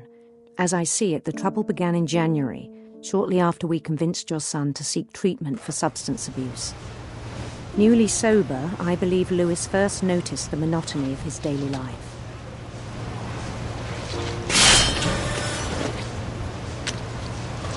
He kept working at the cannery, but he withdrew part of himself. In our sessions, I saw the same behavior. His mind began to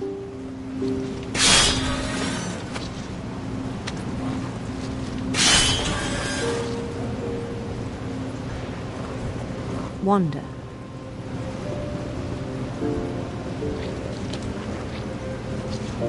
I asked him to describe it. He said he started small, imagining a labyrinth. He'd feel his way about.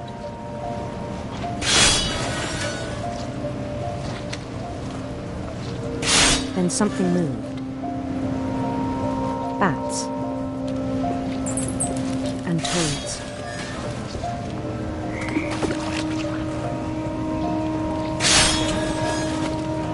And things that have not names.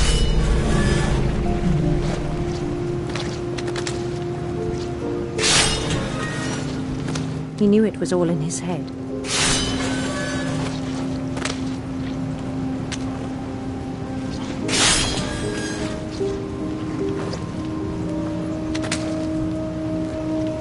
But he took it very seriously.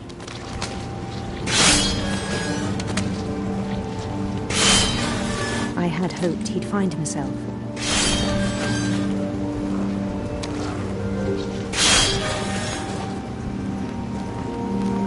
But he found something more.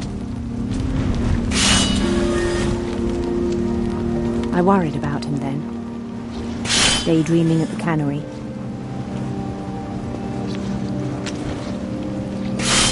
I spoke with his boss. But he said Lewis had become a model employee. Methodical, tireless, focused. Like a whole new Lewis. So I let him go on.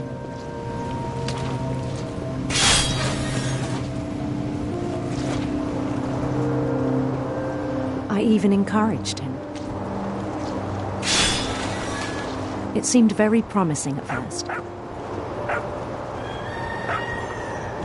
He told me he'd made a new friend.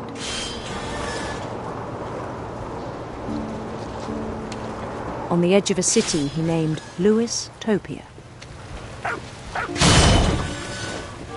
He built the city up slowly, brick by brick. Then he made musicians.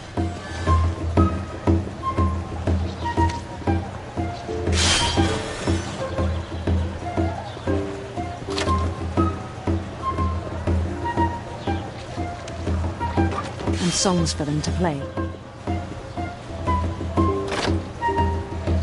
He talked about starting a band. And he was always humming something.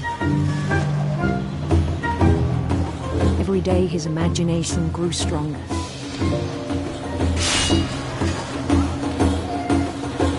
He no longer spoke at the cannery. But his chopping was as reliable as ever. Then one day it struck him that all the cheering crowds, even the stones under his feet, were all in his imagination, so he could do whatever he wished.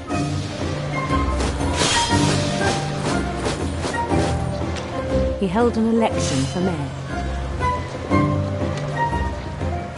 And he won.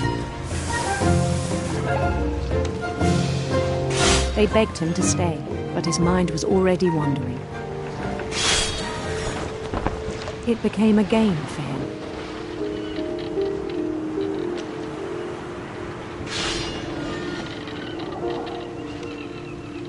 He'd conquer a city, then immediately push on. New Louisville.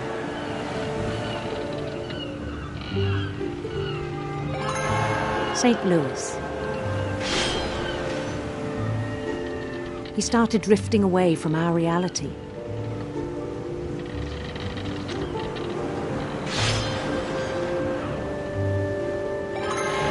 Minneapolis, until one day he forgot to go home from the cannery. Even as his mother pleaded with him, part of Lewis kept sailing on.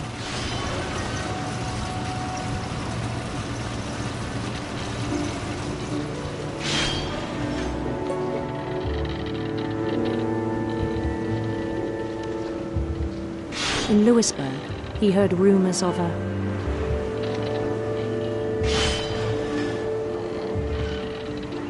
beautiful prince.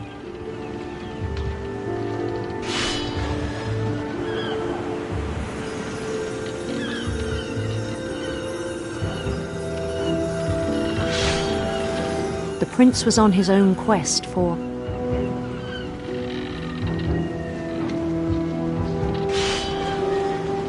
radiant rainbows.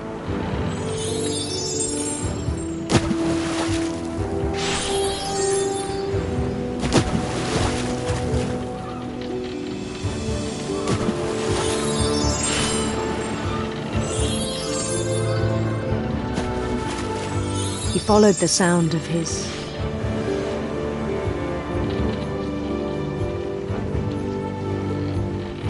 silver harp.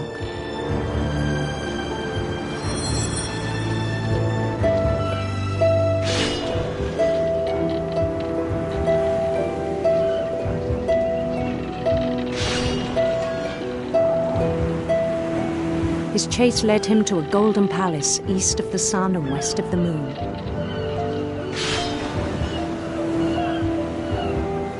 Even then, his logic remained sound.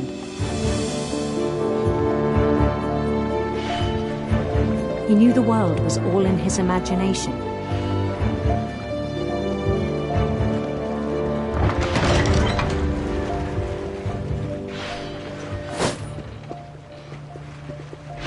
But he was so proud of having created it. In his own eyes, he'd become something greater than a king.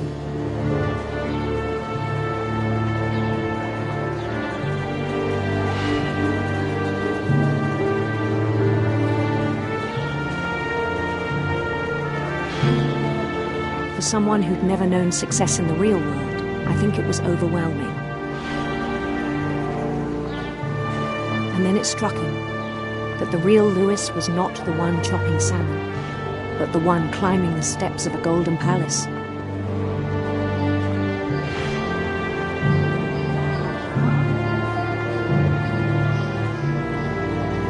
My imagination is as real as my body, he told me.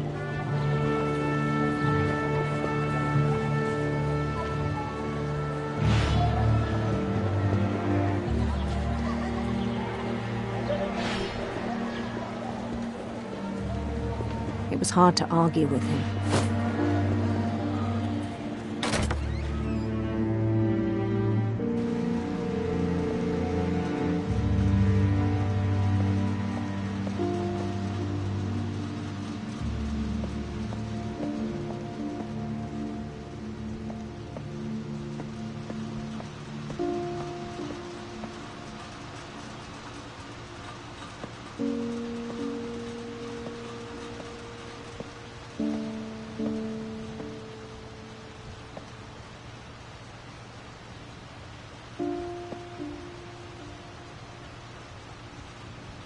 He began to forget the world we know.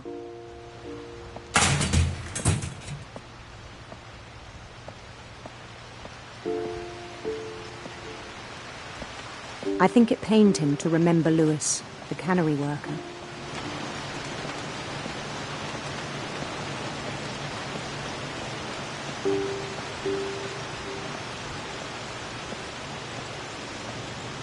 He began to despise the man with a royal contempt.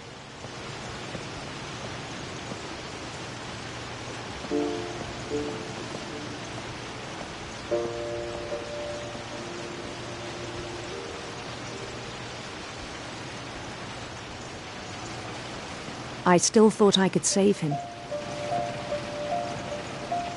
Even after he said he was being crowned king over all the lands of wonder. The palace would be packed with his companions.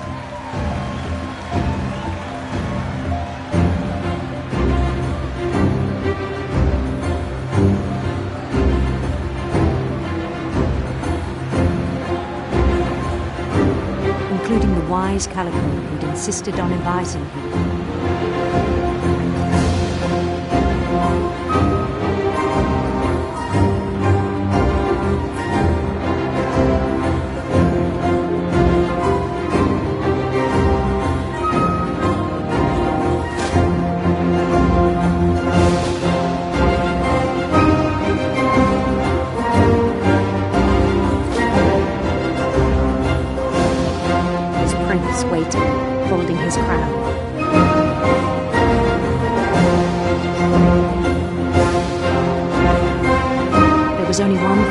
to do.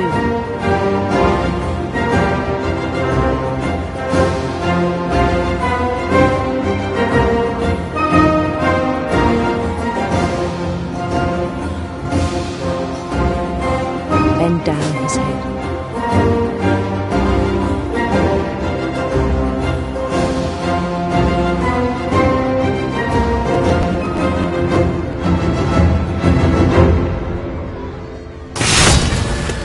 I think you know. Mrs. Finch, your son was a kind man who will be missed by all of us who knew him.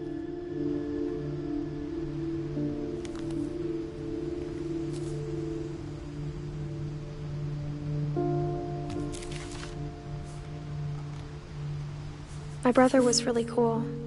I wish you could have met him.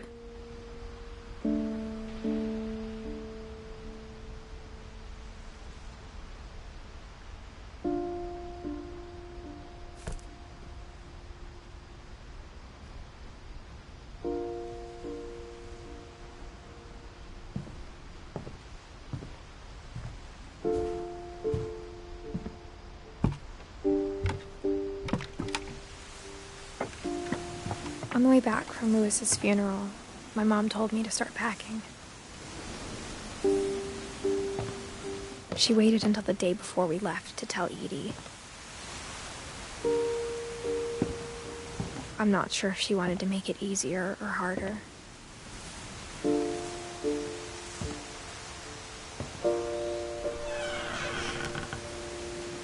I wish we'd stayed. But I understand why we left.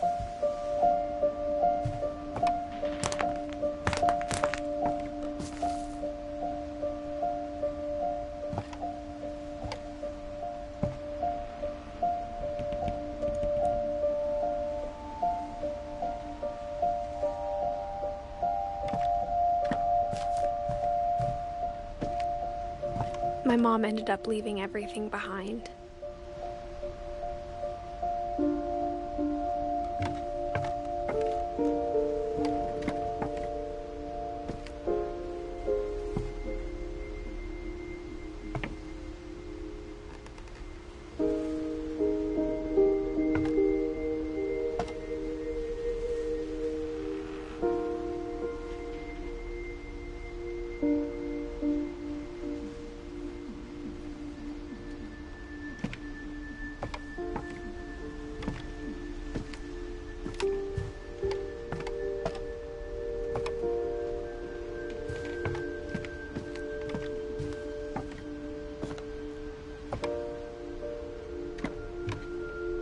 What happened that night had been coming for a long time. Maybe it should have come sooner.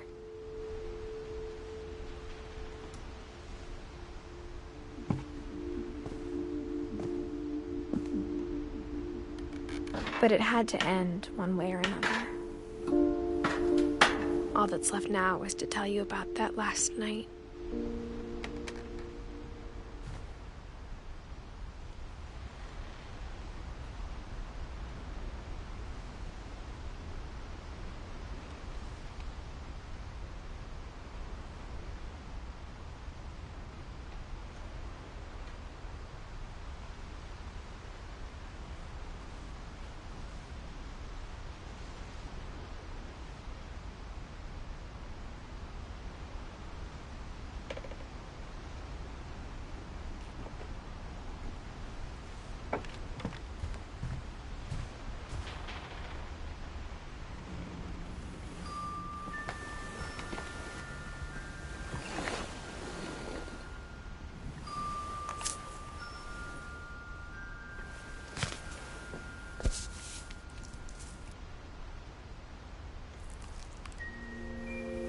That whole last day, Edie just watched us pack and didn't say a word.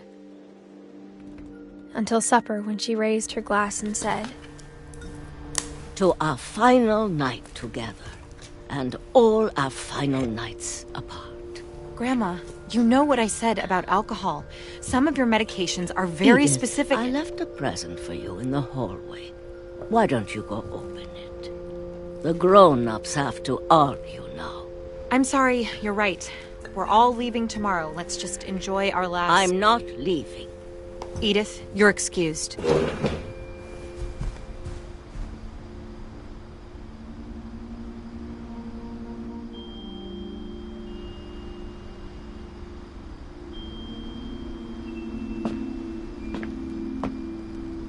The power had been shut off that morning, but Edie always had plenty of candles. When my mom sealed the library, I don't think she knew about the other entrance. Or that Edie had a key to it.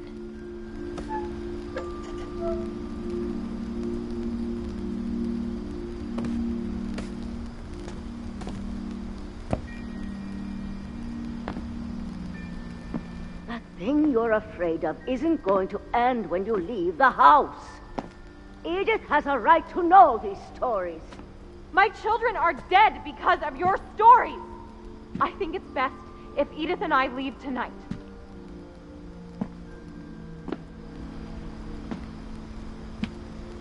We'll have the nursing home send a van for you in the morning, okay?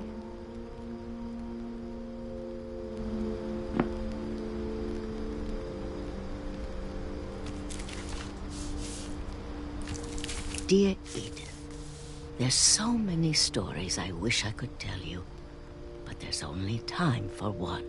This is about what happened on the night you were born.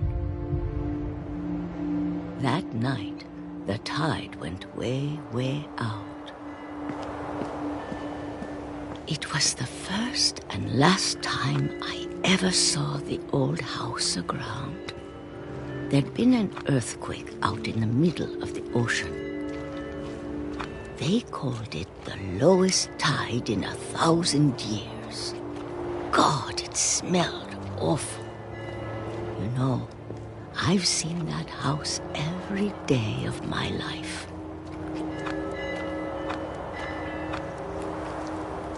But I never thought I'd go back to it. When the fog rolled in, I lost my way.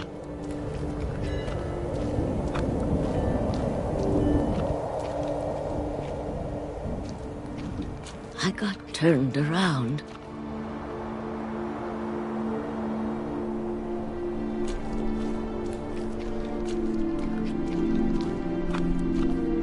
I started seeing things.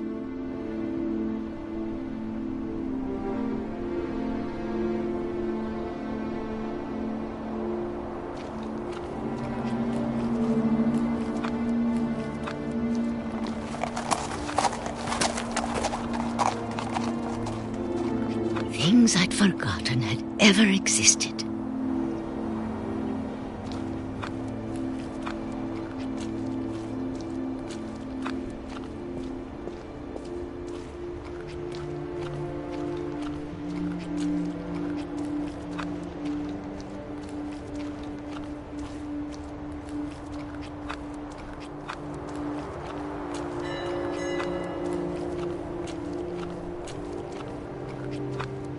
Or maybe I came back to them.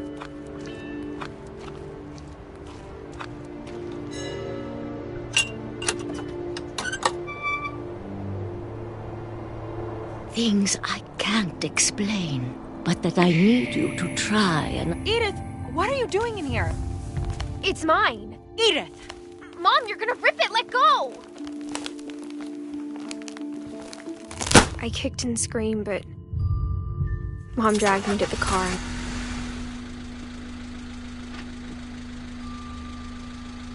I never saw Great-Grandma Edie again. The next morning, the van came to pick her up, but she was already gone. After that, we moved around a lot.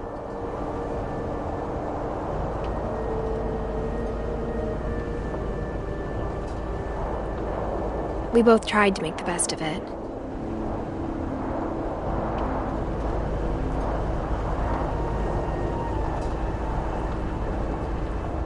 A few years went by.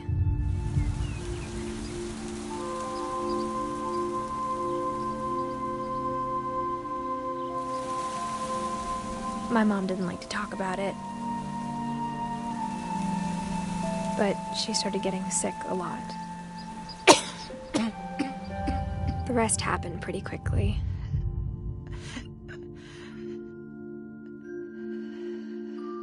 She got better for a while, and then she didn't.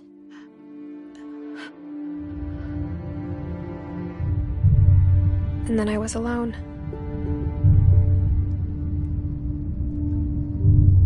The last Finch left alive.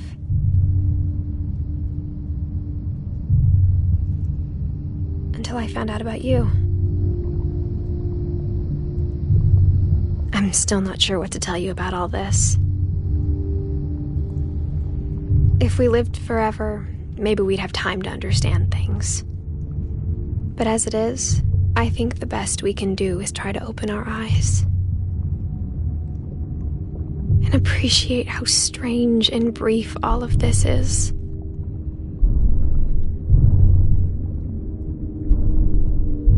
This journal was supposed to be for you.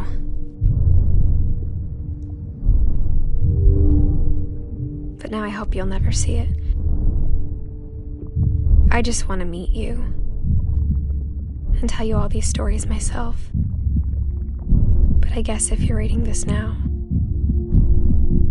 things didn't work out that way.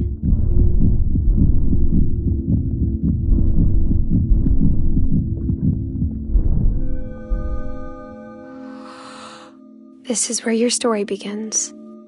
I'm sorry I won't be there to see it. It's a lot to ask, but I don't want you to be sad that I'm gone. I want you to be amazed that any of us ever had a chance to be here at all. Good luck.